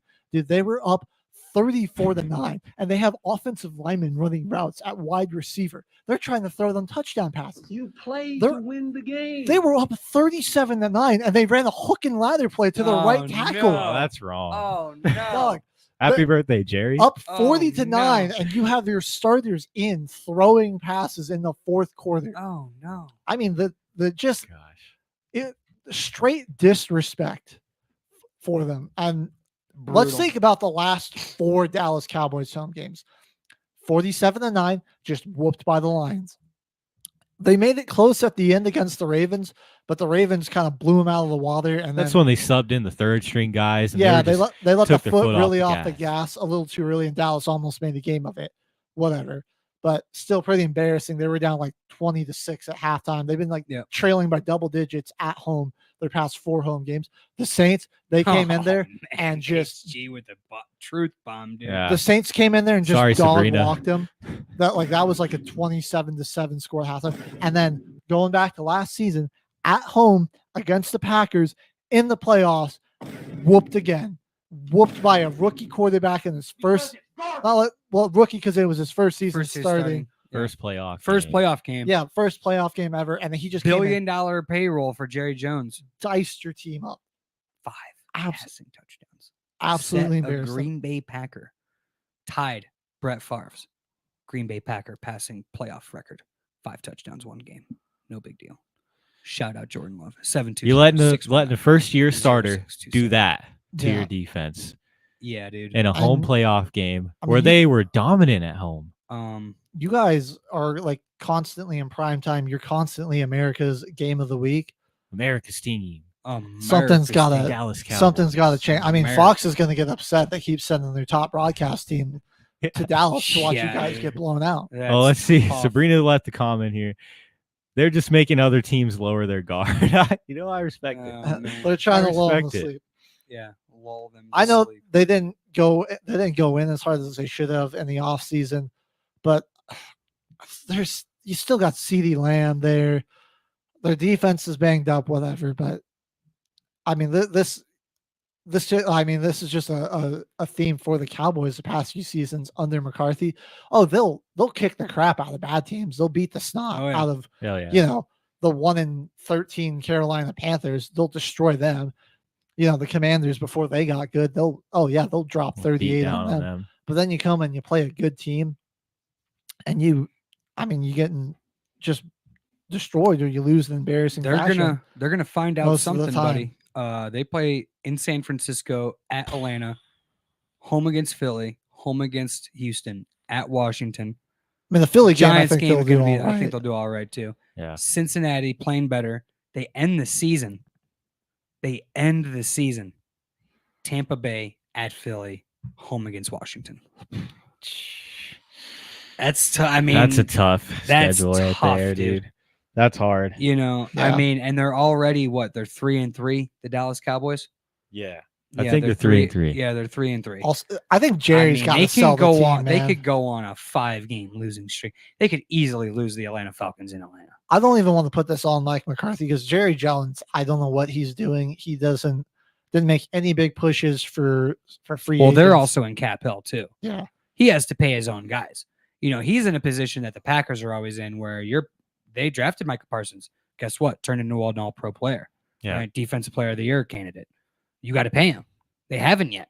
Dak Prescott, you have to give it back to because you finally have a mediocre quarterback who's better than you ever had since Troy Aikman, probably. You have to pay him, even though I don't probably agree with how much they paid him, but that's just the market, so it is what it is. And then you have to pay CeeDee Lamb, who I don't even value as I got Nico Collins over CeeDee Lamb any day of the week. I would never choose CeeDee Lamb over Nico Collins in anything, including fantasy. So it's like, Oh, yeah, and never. now and then you just gave him basically Justin Jefferson money, and now you're tied to the guy for the next 5 years at least. Yeah, and he's shown that he's already a step slower from last year. The stats just aren't there. I mean, you didn't give him anybody to help him out. I mean, They got rookie offensive linemen up and down that offensive line. right. Jalen Guyton, big stud from Oklahoma, leads the league in holding penalties. That's going to be tough. No running game either. Trayvon Diggs got overhyped. Now that teams aren't just throwing free interceptions to him all all season. He's come He back from really- an injury. It's gonna take us a minute Yeah. for him to bounce back from an ACL. Well, even then, like the reason he got so many picks is that he was just so aggressive. Breaking on the ball. Yeah. He wasn't guarding people and getting picks. He just randomly, he would just cut off a pick. So it was high risk, high reward because I he saw would get him a ton get of picks where I'm like, I wish they would throw Jair Alexander a ball like that. Yeah. Where I'm like, he's so aggressive where it's like, oh yeah, sure, he might get a pick 6, but also he's going to give up like 200 passing yards or 200 receiving yards.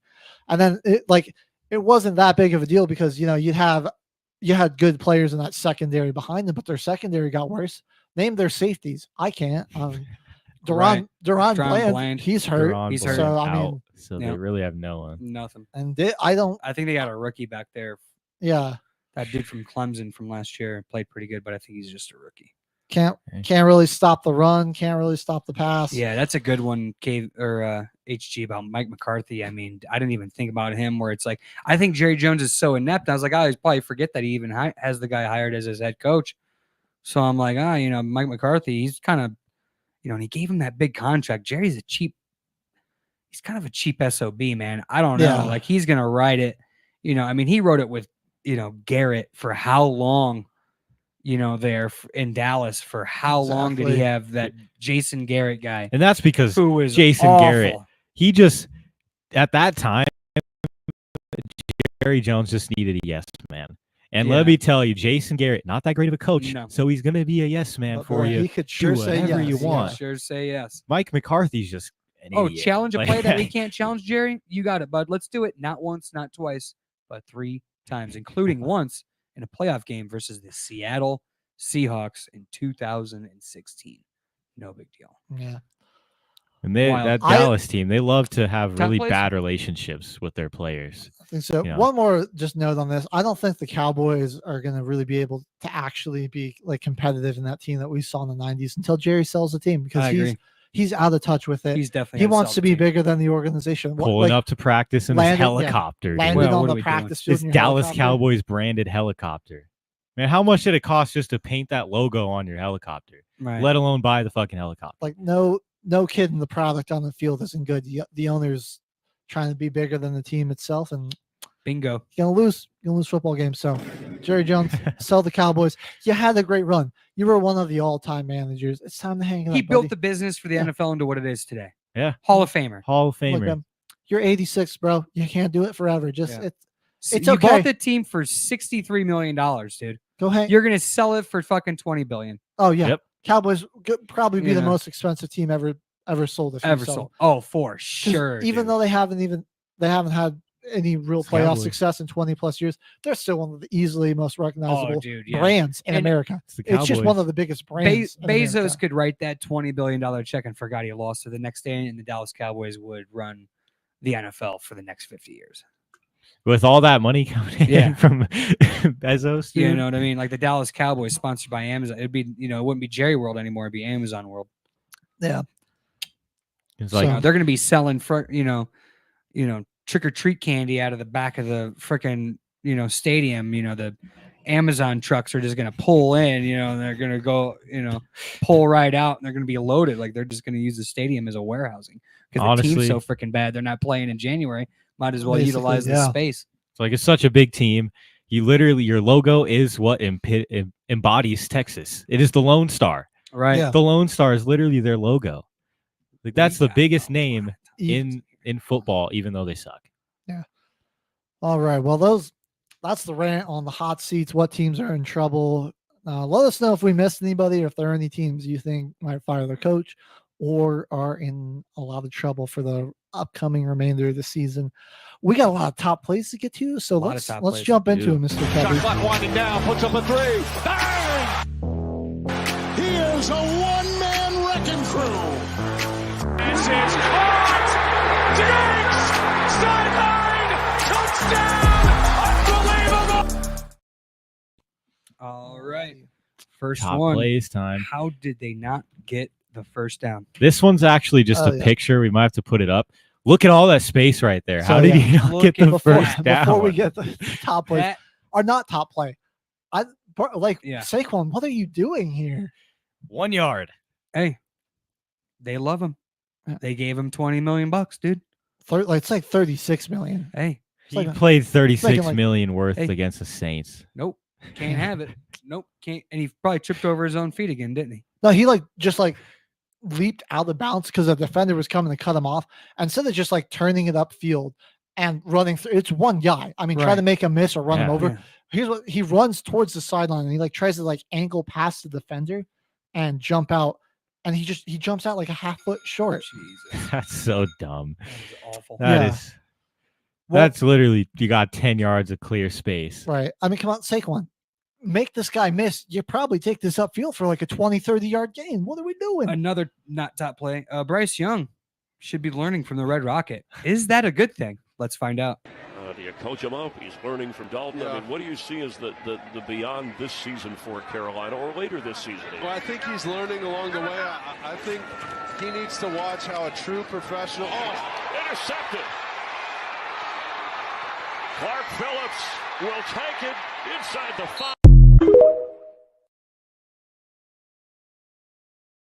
Yeah. True professional, huh? That should have been a pick six. He just wanted to get the game over. Just get I don't blame him, dude. I'd want to get that game over too. I feel like that was he just felt bad for the Panthers. He was like, man, we can just end this game right now. Let's I don't even want to kick off. He's probably on special teams, that player right there. So he's probably like, I don't feel like running no more. Let's just take we're this just playoff. kicking it.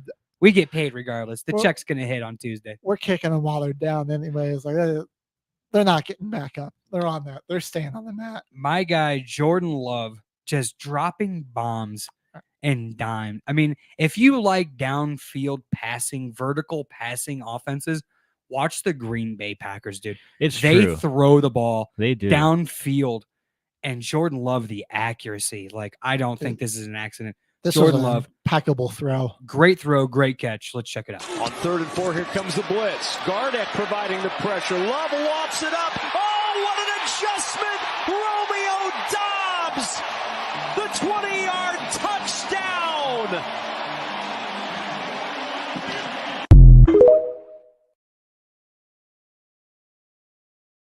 What a fall from grace. A fall, seriously, a fall from I grace. mean, I'll look it up, but you know what that throw reminded me of? Prime Aaron Rodgers. Oh yeah, that falling backwards, zero coverage, blitzing him, blitz right away. He's under pressure. Love's Falls feet back. weren't even on the ground. Nothing on That the was a ground, jump bro. pass, bro. Yeah. Jump A pass. jump pass falling away, no leverage right there. Yeah. That And was then the honestly- body control from Romeo Dobbs. Yeah, that's just You great know, effort. I mean, Romeo had an earlier touchdown catch on a 5-yard out route. It is where Sean he just, Murphy Bunting. Yeah, Sean Murphy Bunting. That guy used to be solid. He was solid if your team sucked, and if you Yeah. had somebody, you didn't need him, which is why. And he was on the Titans. He was on so the Titans. Team sucked. Yeah, They used didn't the need best him. player on the Yeah. defense for a while. Yeah.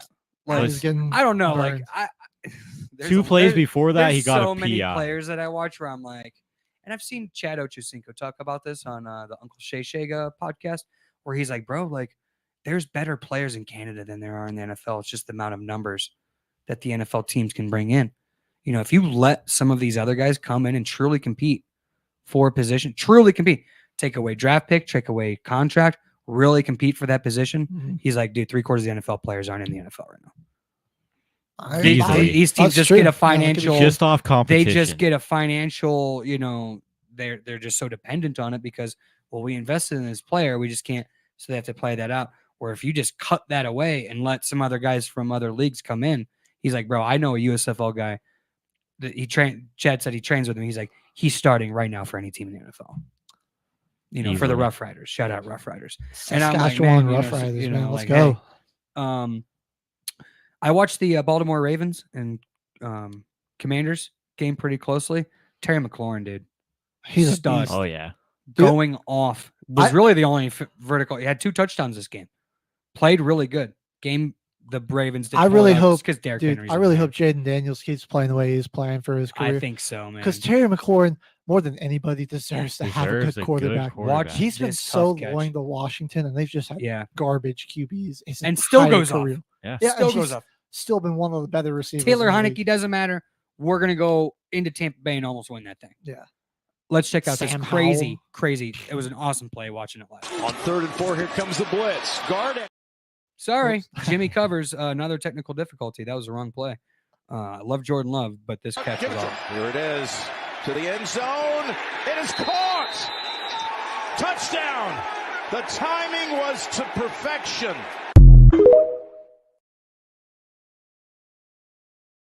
Throw, too. Right in the ball, perfect spot. dude. Right in the perfect spot, dude. It's only where he could get it because he's Yes. getting hugged. Well, Literally, guys laying on his back as they're It's, diving. it's what I always say. I mean, you can play perfect defense, and a better throw is always going to beat it. That's all you need. I mean, he put that where only his receiver could catch it, and Terry McLaurin, elite pass catcher, catches it with a guy falling on top of him. The concentration, the timing. This is a thing of beauty. Really And love that. That offense, man. Who's that team's offensive coordinator? Oh, that's Cliff Kingsbury. Cliff. Dude, whatever he did in Thailand, it worked. Probably did some ayahuasca with Aaron Rodgers. Who knows? Stole his playbook. Who knows? Stole his play. Probably stole his superpowers and gave him to his new him to young Jaden quarterback. Daniels. It's You like know? the backstory of Because I saw that with Jordy, with Jordy Nelson, and Aaron Rodgers all the time, dude. It's like the it's like the backstory of the coach from Bobby Boucher, how he got his playbook stolen by the coach of the other team that they were rivals That's against, right. and that's why they suck. If it That's wasn't amazing. if it wasn't for this catch by AJ Brown and the Philadelphia Eagles, I don't think they win the game against the the lifeless Cleveland Browns with This was absolutely just nothing. pure strength. Pure and power strength. out of AJ Brown. 3rd down and 7. Hurts to the end zone. It is A.J. Brown who makes the catch for an Eagles touchdown.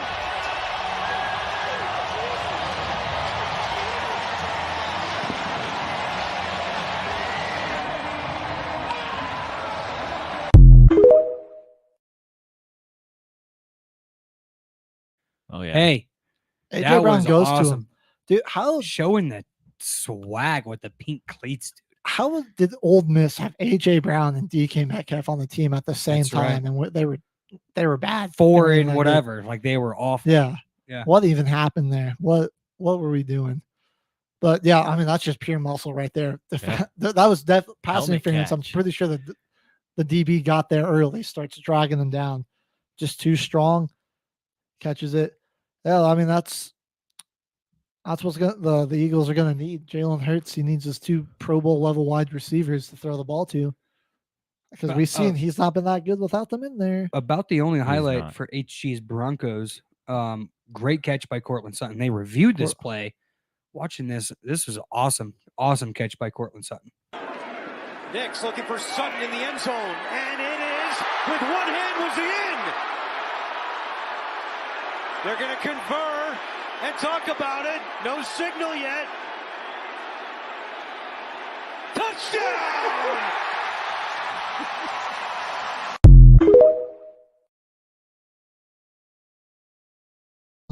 The He's best pass awesome. catchers in the NFL. That's has what he hands. does, man. The He'll catch it. NFL they posted like the Broncos top plays of 2023 like last season. They do that for every team, or every team's like top plays, and it was literally just the Cortland Sutton highlight reel. I mean, like everything was just him making insane catches. The crazy catch against the Bills, where Russell Wilson actually had a good play. He Like- ran around in the pocket for a little bit and tossed one up. He's an amazing possession wide receiver. Like he just Oh, yeah. doesn't. gonna He's just snag not it. like a huge. He doesn't get a ton He's of not- separation. Yeah, but he like, doesn't get separation. you need a guy to catch a tough pass on 3rd down. Oh, he's the on man. 4th down. Yeah. In the back You of the got end him. zone.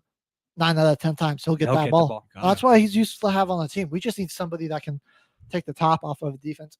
Troy Franklin. I'm starting to see the flashes, man. I'm starting to see the vision.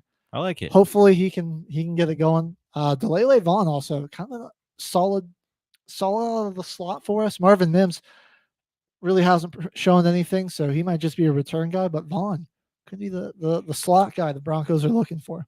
About the only bright spot for the Detroit Lions and for their defense is Brian Branch. Yeah. Very He has a good. great interception here. Let's check it out. Down here, they'll have to go for a touchdown, but they're going for it anyway, and it's intercepted. Brian Branch has it, and this one's going to count.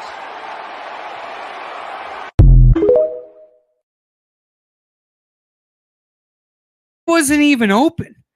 Down here, they'll have to go for a touchdown, but they're going for it anyway, and it's intercepted. Brian Branch has it, and this one's going to count.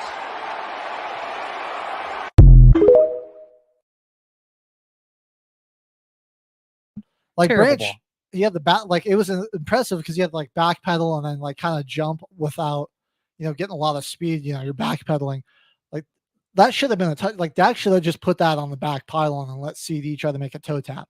Like even if Branch didn't make that play, like you still gave Kirby Joseph a shot to make a play on that and make it incomplete because CD was probably going to have to pull up and come for that. That was like just way underthrown. Another interception. Texans Oh, had a great actually, day. Jimmy, before we get into that play, Brian Branch's performance in this game, he was insane. So he had 5 tackles. This man had 2 interceptions and a forced fumble, 2 pass deflections, and he got a quarterback hit in. So I all got him over on the my field. fantasy team. I got a fantasy team where he chooses Nice. a DB Yeah. linebacker. Oh, cool. He's been my starter. Nice. He's been cooking up. Well, He was injured for a week. Yeah. And he came back just as strong as ever. Cool. Like We he's been need cooking. Carlton Davis and Terrion Arnold. You guys got to start playing up Yeah. to what don't your know. potential should be because Branch is out there Terrion Arnold. I don't know. carrying man. this defense. Bro, I don't know. he's That's a tough. rookie. Let's see where he Yeah, he's I don't he's know. their young guy. where it goes.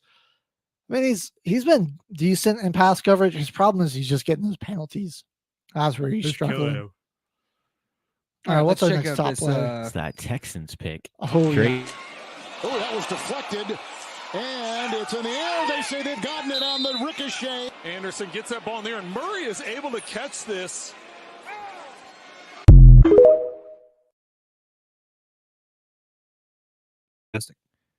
Heads up play. I mean, that's never take your eye off the ball. That's what happens. Yeah, he's getting full on blocked, almost pancake Yeah. blocked by the tight end. He's catching a pick at the same time. Just a heck of a concentration play there. What's our next one we got here, Jimmy? We got a couple good running back plays right here, back to back for Najee Harris and Monty from the Detroit Lions. Pitch it to Najee Harris. Harris sidesteps, gets to the sideline. Najee Harris dives for the pylon. Harris takes it. Touchdown, Steelers. What a highlight.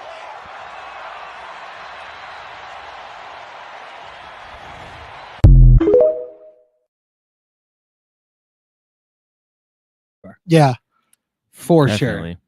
You know, he's an iceberg out there when he runs, but that one, he showed some balance. He showed a some little pace. speed. Yeah. They did Just a review little that. bit. I did see because that game was going on at the It was at close. B-Dubs. They reviewed it. To see if they had a side angle that this highlight didn't show. He kind of started before when he went to go out and dive. That ball was kind of loose in his hand. They reviewed to see if he, had control before the ball crossed the, pylon or whatever. But it was rolled a touchdown. Also, it's kind of Close insane call. that if you play either the LA teams or the Raiders at their home stadium, it's just another home game for you. Steelers fans absolutely took over Las Vegas. A bit like moving the Raiders to Vegas, it gives you it's just another thing to do in Vegas, but it takes away their home field advantage completely. Yeah, like because ruins it. let's be honest, if you're going to travel for a game, do I want to go to New Jersey? Do I want to go to Seattle? I mean, those, not bad places, Dallas, whatever. Or do I want to go to Vegas? Do I want to spend a week in Vegas where I get to gamble and drink all week while I take the week off and then go watch my team probably beat the Raiders? Yeah. Let's be real. That's where you're going to want to go. Put it all on black, baby. David Montgomery. Unless the Black's the Raiders. Yeah. Yeah. Just don't bet on them. Don't bet on the Just don't bet on the Raiders. Absolutely Unless it's not. week 2 in Baltimore. Then bet yeah. on them. Then bet on them. Then bet on them. And they'll Which choke nobody at probably home did. against the Panthers. I hate Brutal. Back to back. Is and that's what you lost on the Survivor? Dude, that knocked me out of my first Survivor. Yeah, they Oh, were my no. last entry was Raiders at home against the Panthers. Fucking brutal, dude. Max Crosby was healthy in that game too, and they didn't get any pressure on Andy pressure. Dalton. You let him carve you up for 330 Oh, man. yards. Insane. David Montgomery absolutely destroyed the Dallas Cowboys single-handedly. Let's check this out. They'll run it again. Oh, big team. Montgomery to the end zone. Stays on his feet, and he's in for the touchdown. What a run.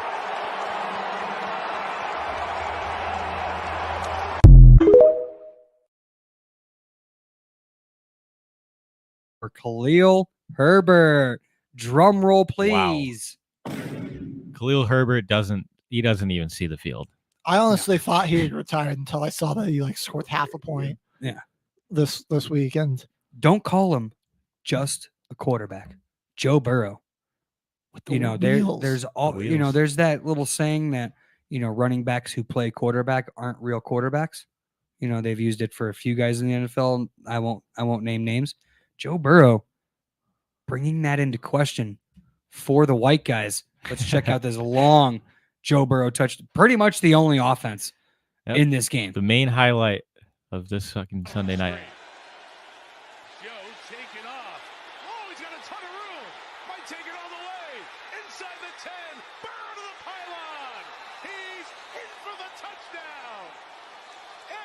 To the left, Burrow takes off to the right and shows the wheels for 47 yards.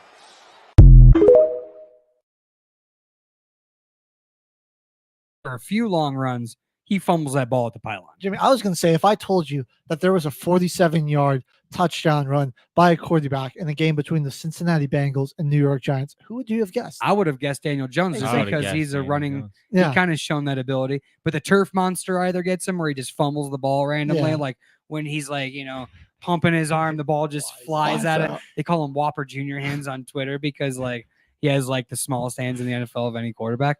And Yeah. I'm like, yeah. Joe Burrow showing shades of LSU Joe Burrow with that run. I And thought then he was hitting going the pylon and making the dive and not fumbling the ball. And they've called it a few times this year where that ball comes out and it fumbles through the end zone out of bounds. They've called it a touchback. I thought Isaiah Simmons had him there too. I did. Simmons is a fast linebacker. Oh, he's a beast. Like he can that fly. He's that hybrid player where they like to play as a box safety. He ran like a 4.35 30, He's a didn't he? freak. Or like 4.3 From those Clemson defenses. Yeah, dude, like that dude could zip, and Burrow outran him to I the. wonder if Bill Belichick's going to know how to put that guy in a position to make plays. Oh, I think so. Easily. That's another guy that the Giants got on their defense where it's like, come on, they gotta be winning games. And then I love defense. I'm so glad my boys put defensive plays in here. I was trying Myles to get Garrett in there. He had one last week. Did he get another one, or is this play from last week? Myles Garrett blocks a field goal. No. He didn't block a field goal last week. Was it an extra point? It might have been. That one didn't get returned. The point is, this one did. Yeah. From 57, it's blocked. Blocked by Myles Garrett. Wow. And it's taken back all the way by the former Eagle, Rodney McLeod. What a turn of events.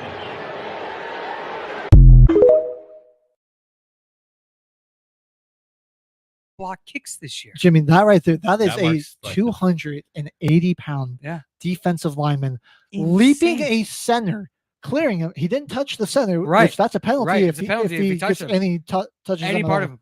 Gets over the center and blocks the kick. Freak of Insane, nature. dude. Myles Garrett. It's like the picture of the Bugatti at the trap house on that Cleveland Browns team. He's under 30 years old. That's He's only amazing. 27 Just years old. That's insane. wasting guys. away there. He's so good. in That Cleveland. is nuts, man. Yeah. Kyle Hamilton, my Only guy. touchdown the Browns had that day. Yeah, wow, dude. Deshaun Watson, man. The most What a- expensive offense in football couldn't even score a touchdown against a bad Eagles defense. Before we move on to this next play, Uh-oh. I just want to say something. Look at this guy. Oh, here he's he back. is. Yeah. We better see you at the clock tower grill. You better keep that energy Yeah, in show- person, Clock buddy. Tower Grill. 6 p.m. For the Monday Night Football watch party till the final whistle on Military Broadcast Radio. Come check us out. Back to Kyle, Deshaun Watson. It doesn't matter, buddy, because if Carter is playing in our league from week one, Kyle, Dude, you're- Carter's gonna take Yeah. you out. Not even Carter, us. Carter's yeah, it won't coming, even man. us. Carter's coming for That's you. the Kyle, harbinger go of check doom. out the go check out the standings, buddy. Yeah, he's killing it right now. 32-11. Carter on a tear. 12-1. Back to Deshaun Watson just for a quick moment. He's been terrible. We can all agree on that. It's against like really bad pass defenses. They haven't played a pass defense that's in the top 15. This was actually terms his of best defending the game pass. too. On it, this was like his Yeah. best game this year. Coming So- out party for Deshaun Watson. Yeah. No And offensive The Browns, touchdown. they're probably not going to bench him. I'm gonna just real quickly here. I get mean, up- you gotta play him because you're paying him so much. And I don't think they're gonna start Dorian Thompson Robinson. No. Dude's So- got a cannon, but I don't think they're gonna start him. Cowboys, their defense hasn't been good. Jaguars, their defense pretty terrible. Giants, I'll give them that. That was a solid defense. They haven't been great against the pass though. Raiders, terrible defense that's just getting shredded. The Commanders, look, their offense is killing it. Their defense has struggled a lot. That's the worst defense in the league. The Eagles, they have their secondary has not shown any improvements, in my opinion. So then they got the Bengals, who have had their offensive struggles. But then after that, Deshaun Watson is going to have to play the Ravens, the Chargers. God. The Saints won't be too bad, but then the Steelers. Yeah, that is not tough. The Broncos, the Steelers, the Chiefs, the Bengals, the Dolphins, and then the Ravens again. A lot of top tier passing defenses coming up for a guy that's been absolutely terrible. So we're about to see, just how bad it can get for Deshaun Watson. We're gonna find out. We are gonna find out. Maybe they will have to throw in Thompson Robinson. Well, he's gonna have to be worried about this guy for the Baltimore Ravens, Kyle Hamilton. Oh yeah, Kyle Hamilton. Dog. Speaking of Kyle, he brought the boom. Dog, you got jacked up. Shout out Notre Dame football. Open, McLaurin. Oh, and he got to call it shoulder to chest. No, it's a really, really good job of officiating, Tony. McLaurin finishes the catch. Play. That's football right there. It's my favorite type of football, man. You can do that still.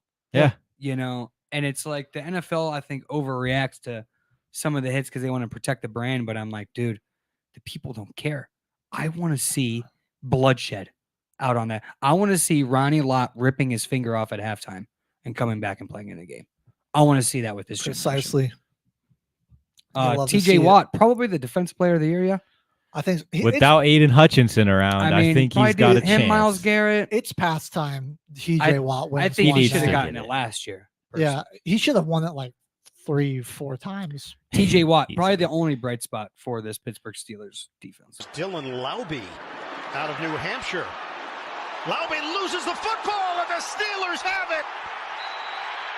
They gave Laube an opportunity, and it's a cough up. Pittsburgh takes over.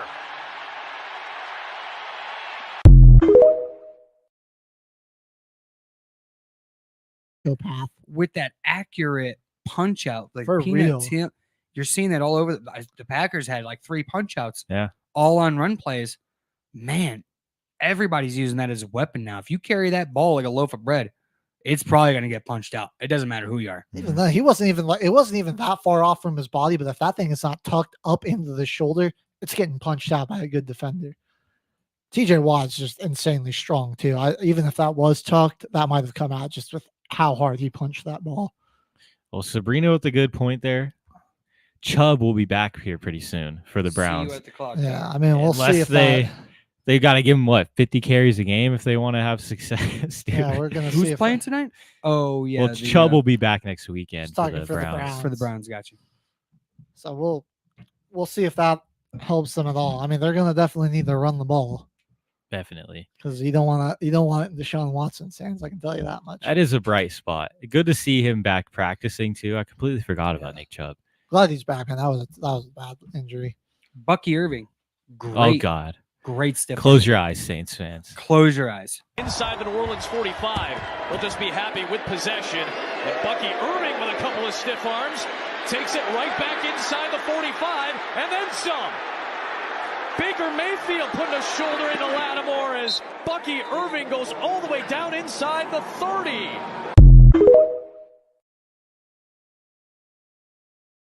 Quake run, dude. No, seriously. Dude, Bucky's you like, can make that happen against this Saints defense. Bucky's dude. like 4 you feet can make tall. It happen. Like, yeah. He just threw a defender into the ground. He's Joel size, and he's out there just stiff arming guys. John Abram definitely isn't that much bigger than if he got straight murdered like that. Man, at least you made up for it. You got one of our 3 picks, John Abram.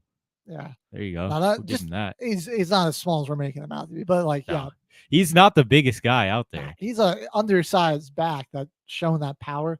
I mean, those guys, they're elusive backs. That's what you typically see, but to be able to stiff arm, then he broke another tackle. Then we saw the elusiveness cutting it back upfield. I should have been like a 5-6 yard play. 30. Shout out to the yards. Saints, man. Almost a century of arm tackling. I love it. I got an ESPN update, boys, real quick. We are on Monday Football Frenzy. I have to interrupt it, dude. Breaking news. What do we MLB got?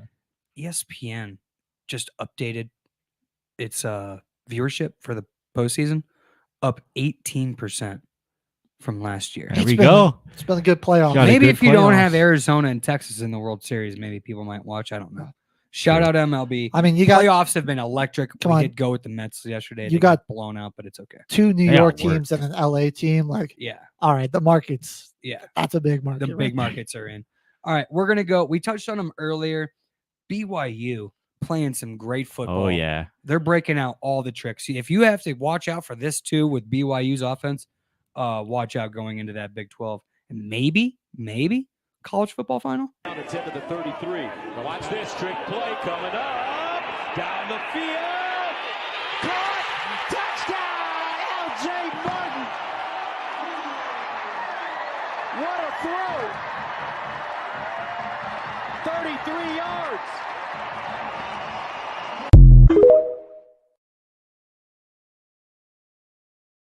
He held on to it after the hit. Hey, And took a hit. Yeah. What do you guys know who that play-by-play guy, that broadcaster? Gus is named? Johnson. Gus That's Johnson. I Gus knew Johnson, his yeah. last name was John. I can't remember his first name. Amazing. He play-by-play makes commentary. every play sound like it's like the most important play Like in it's a football. game-winning overtime touchdown. A run to the 10. It's like a gain of 4, and I'm Right. like, dude, like the guy's not going to all. Make it sound like He's not going all. dude just scored the winning touchdown in the Super Bowl. I after watched them this saying, "Come guy on." narrate when he called the game with Texas A&M Alabama when Johnny Manziel went into Alabama, and obviously he scored 5 touchdowns, 500 yards. It was a crazy game.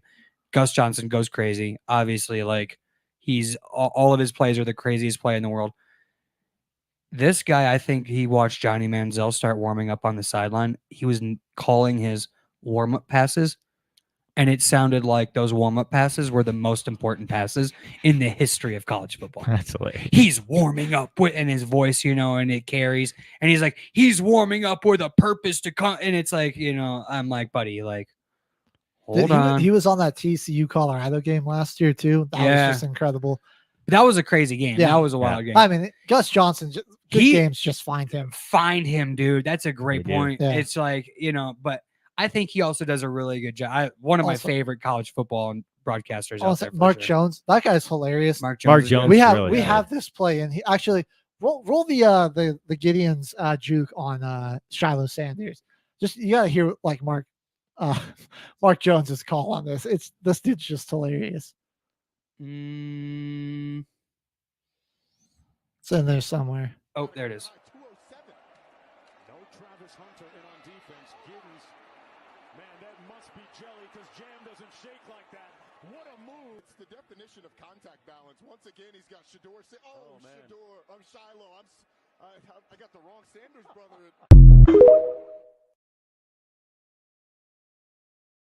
That's Bro. a sweet juke. Running And full speed like that in the hole. In the You know what? cut, tough. You know what wasn't included in that clip? Afterwards, they're talking about it, and he said, "Man, he dropped him like a Kendrick diss track." Oh no!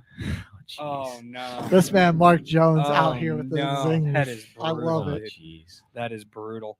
That was a Gus great play. Johnson deserves a free Georgia shout out. Tech with a big win this weekend, and this is what helped it. Big run for the win, Georgia Tech. 7 seconds. And they're going to run it out. It's explosion right down the middle of the field. You just said it, Max Brown. Can you believe that? The final 40 seconds of the first half, they did it on the ground. Great run, great play. Georgia Tech with a big win in the ACC to stay in that conference championship battle. That's true. They're a sleeper team in that They're a conference, sleeper man. team. They're good. Pitt- That's a good Pitt team. is still undefeated. Miami still sits at the top. Obviously, they're the highest ranked team. Clemson's in the ACC. Who's number one starting though? to get it going. All those Clemson is first ranked because they have the most conference wins. Okay, but yeah. they do have a loss. They do have a loss. Yeah. But they got the best. All those conference guys record. are going to be playing each other down the stretch. Pitt, Clemson, Pitt, Miami. I'm keeping my eyes on Pitt. It's got to be. You got to watch out for Pitt down the stretch, guys. LSU, Ole Miss. We touched on that one also. LSU overtime win versus Ole Miss. Let's watch it. Josh Williams, the running back. Tyron Lacey, the motion man. Pump fake, Nussmeier goes back shoulder. Touchdown! Tyron Lacey! LSU wins.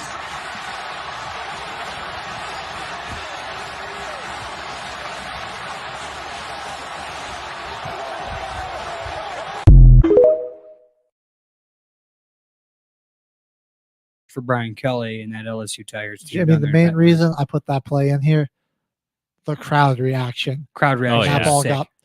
Oh my! You could Sick. feel it You could through the feel it. screen. Yeah, I liked when You could feel the I like when the energy in that announcer place. called it and then immediately because he knew it, and he just cut to the crowd like they just open up that mic and they just let the crowd sort of tell the story for you Yep. watching it on TV. Electric. When they turn on those Great hot mics in the observation, stadium, yeah. dude, and you just hear the fans. Oh my god, that's the best part about college football, right there.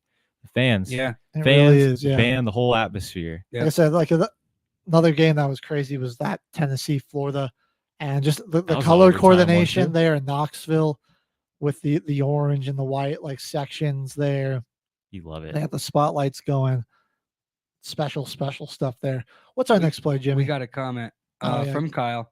Gus Johnson deserves a free shout out. Yeah, Gus He does. Johnson. We'll give you a gets free one. Gets the free shout out for this hour for Till the Final Whistle. Gus I like Johnson. that pick. I'm a young play-by-play broadcaster. If you have any, if you have tips? any tips, tricks Yep, of the trade, let us call know. in You got 3 people right here. Love it. 0627. Yeah, shout out. Yeah, shout out Gus Johnson. You get the free shout out. Who says that onside kicks can't be recovered anymore? We got a couple here. First one, South Carolina almost upsetting Alabama. I was kind of turning the channel back and forth from a couple football games. I was also watching my Notre Dame Fighting Irish cover the point spread over Stanford. This game, South Carolina, Alabama almost losing to Vanderbilt twice. Can't lose. You get upset. You can't get upset again. Alabama squeaks by versus South Carolina, but South Carolina has a sick onside kick. Kai Kroger, the punter, is who they use in this onside scenario. Here it is. It's a wobbler. It's got to go 10 yards. It's loose. It's loose. South Carolina's got it. South Carolina's got it. We're not done yet, folks. We're not even close. It looked like Alabama tight end Josh Cuevas was the first to have a crack at it for Alabama.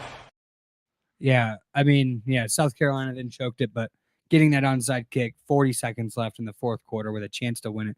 That's all you want. Just give your guys a shot. You didn't win. You're a bad team anyway. But what a memory. What a kick from that kicker. Our next onside kick here, set the scene. Oregon just scored. There was another personal foul penalty on the extra point attempt.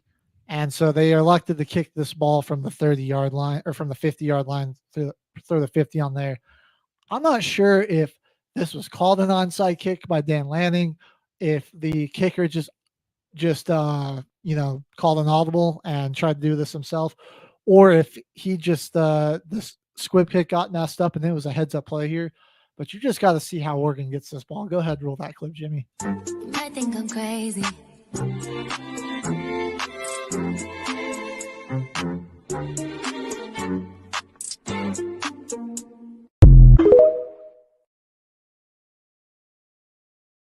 It was a kicker, man. That was the kicker. Jumped in there Dove first. in there. You know, who said kickers aren't tough? So shout that- out. Very kickers. interesting Shout out strategy Chicken there. Just Some kick it as great hard top as you plays. can off of one of the return blockers and see if you can go and get it.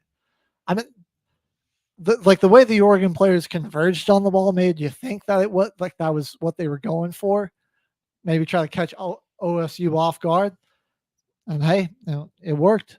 I'm glad we just didn't like recycle the same guys that are elite in college football scoring touchdowns. Like we could have shown, our guy from Boise State score another. Oh, we had another crazy. run. He had another crazy have another run. one. There's guys that score touchdowns. I like that we switch it up here until the final whistle. On those Gotta mix it up. Gotta get some of the guys a spotlight here. Giving out. I mean, Pat McAfee. I mean, we're for the brand over here until the final whistle, dude. Like we're supporting kickers over here. That's right. He Shout out has Chicken Little. He's always asking people, have you ever talked bad about a kicker? Jimmy Covers, can't lie. I have. My kickers have been. The Packers have replaced Aaron Rodgers easier than the Green Bay Packers have replaced Mason Crosby. Our field goal kicker since That's Mason valid. Crosby left. That's valid. We have the most missed field goals under 40 yards in NFL history. Bro. We have to be leading the NFL in this. Who's Have even you the seen guy our- there? Is it you still seen Anders Blake Grupe? Carlson? Or? No, we cut him. We got Blake Narvison from the Tennessee Titans. And he's he a made rookie, ain't two. he? Yeah, he's a rookie. Really young guy. He's like 22, but he made 2 60-yarders in preseason for the Tennessee Titans. So he has the leg. His extra points been better than what we've had in a long time. So extra points were good. Field goals from like 40 to 45, awful. We lead the NFL in missed kicks by far. Like not even close. You guys seen Blake It's Grupe? not from even Saints? close. He looks like a 12-year-old out there, man. Yeah. He is like, it's literally like if I was suiting up. His helmet looks too big. He just looks like a little kid out there. Yeah. It's crazy. I And bet- same thing with him. He's kind of got to work on the accuracy. I'll say the Broncos, they've been pretty bad for a while, but one thing that they do really well, they usually have a good defense, and we've had a solid string of kickers. We went Gotta from love Will McManus Lutz. to Will Lutz. Yeah. Yeah. Those Will guys Lutz been is a so- man. Yeah. Oh yeah. He was a man. He was Yeah. pretty automatic. Brandon McManus got cleared of all that crap that he was being charged with. Green Bay Packers wouldn't be bad to maybe sign Brandon McManus, ex-Broncos kicker. I forgot about all that Money. legal stuff he Yeah, had. and it was all bull crap. Yep. It was all bull forgot jive, man. It about wasn't that. even real, man. Just somebody wanting some money from a rich NFL kicker who's probably done very well for himself. Nope. NFL cleared him. He's back. He can sign with any team. Packers, I Oh. mean, if you're going to go on a run, you're going to need a kicker to make a Yeah, kick. that's something. Brandon McManus has made some big kicks for the Denver Broncos, I wouldn't be a bad pickup. you know, and he's kicked in He's some got bad a leg, weather. man. And he too. kicks in bad weather. His Yeah. leg travels. Bad weather in Green Bay last time I checked. You know, so And that's going to be something the Packers need. That's a huge, glaring, obvious weakness. Is you can't if like the best teams, they can get across the 50 and still come away with 3 because they got the kickers with the leg and the ability. So that's one area. Packers have looked great this year, but field goal Packers kicking, play the Houston Texans next week, week 7 in Green Bay. Ooh, that's going to be an that's interesting going to game. be a crazy game. Wild game, buddy. Yeah. San Fran, Kansas City, Sunday Ooh. afternoon on Fox. Tune in for that matchup. Intriguing game next week. Also, I'm kind of glad that game didn't get like the Sunday night slot because you feel like the NFL would have done that. The Nope. Chiefs are just not fun to watch. no. They're so boring to watch. Sunday bro. night football. Jets, Steelers. Jets, Steelers. How is that game not getting flexed? What are we doing? Yeah, that one's got to be. Yeah. moved around Jets right are there. plus 105 on the snooze money fest. line, too. I don't know how I feel I about gotta that go one. Jets That's on going to be bad. The Steelers are another Baltimore, team. Tampa Bay, a duo Monday night football game again. That's going to be Another dynamic. doubleheader? Yeah. I like it. I like the doubleheader Monday night games. Those are fun. Yeah. Chargers, Arizona, early game, that stinks. And Yeah. then, or no, that's the late game, excuse me, because that's West Coast. The early game, 4 o'clock our time, boys. Baltimore, Tampa Bay. Intriguing game in Baltimore, or in Tampa Bay. Those are Okay. probably some of the best games. KC, San Fran, Packers, Houston. I mean, Tampa's defense Baltimore, has been Tampa giving up Bay. some points. The Ravens, the way they run the ball, they got like their offense is just firing on all cylinders now. Oh yeah. Lamar and Derrick Henry just run teams into submission, and then Zay Flowers, they're just finding such creative ways to utilize him and get his speed involved. But Baker, man, absolutely dealing. Godwin and Mike Evans Couple are having division great matchups. seasons. Sean Tucker, all of a sudden, out of nowhere, you got Bucky Yeah, Irvin. Bucky Irvin. Rashad White might be healthy again. Even so, I don't know if they'd even need him necessarily. That could be another shootout. I'm excited. Ravens, man, they just keep finding themselves in great matchups. Yeah, They they've got a had tough lot of schedule, good man. games. Yeah. They got I think we ran it down like on one of our first shows that we did. Baltimore's got a tough schedule this year. Yeah. Cincinnati and Cleveland and Philadelphia and the Giants, a couple division matchups. Burrow always Gonna struggles be against the intriguing. Browns, man. He's like 1-5 I know. all time against them. Like he just can't I beat know. Cleveland for some reason. Yeah. It's Another the division weirdest matchup. thing. Oh shit. Detroit and Minnesota play each other next week. Oh, that's gonna be That's gonna be a man. great game, guys. Vikings coming off the bie week. Who's that's gonna home be- there? Yeah, Who's that's right. home now? Minnesota's a home team, and they just lost. Oh. I would probably have to go Minnesota if I'm gonna lean away right now. Kyle, tune in. Drop a comment. Who you got in this Detroit Minnesota game next week? I probably got to go Minnesota. I'm leaning. I might go with Minnesota here You have too. 1 minute, Kyle. It's gonna be Sam Darnold us just know. being able to tear up another weak secondary, dude. Any hot just takes go out there. before we leave, and shout out Clock Tower. Tune in to the Monday Night Football. Tune in till the final whistle. MB Radio. Shout out Clock Tower and Lone Tree. Join us, like and subscribe. Follow us on all the platforms, and we'll let you know where it's at. We'll keep all of you guys updated. And I cannot wait for Monday Night Football I'm excited. watch party. Aaron Rodgers. I'm going to be great. going off on this guy, guys. Yeah. He's got to get us. We he's might gotta have get to us just a win. open the show, do a quick intro, and just let Jimmy, I might as a rant on him, Packers dude. fan, I I think gotta- you gotta take the floor. Aaron do that. Rodgers has to win this game. Has This is a must-win football game for the New York Jets. Guys. Easily. It is. I cannot emphasize this enough. If Aaron Rodgers doesn't get this done, is he washed up? I think Tune so. into the final whistle to find out on MB Radio. We are going live from the Clock Tower at 6 o'clock tonight. Monday Night Football watch party. Be there. Shout out HG for setting up the Till the Final Whistle first watch party. On Till the Final Whistle Military Broadcast Radio. Ladies and gentlemen, thank you for tuning in to Military Broadcast Radio.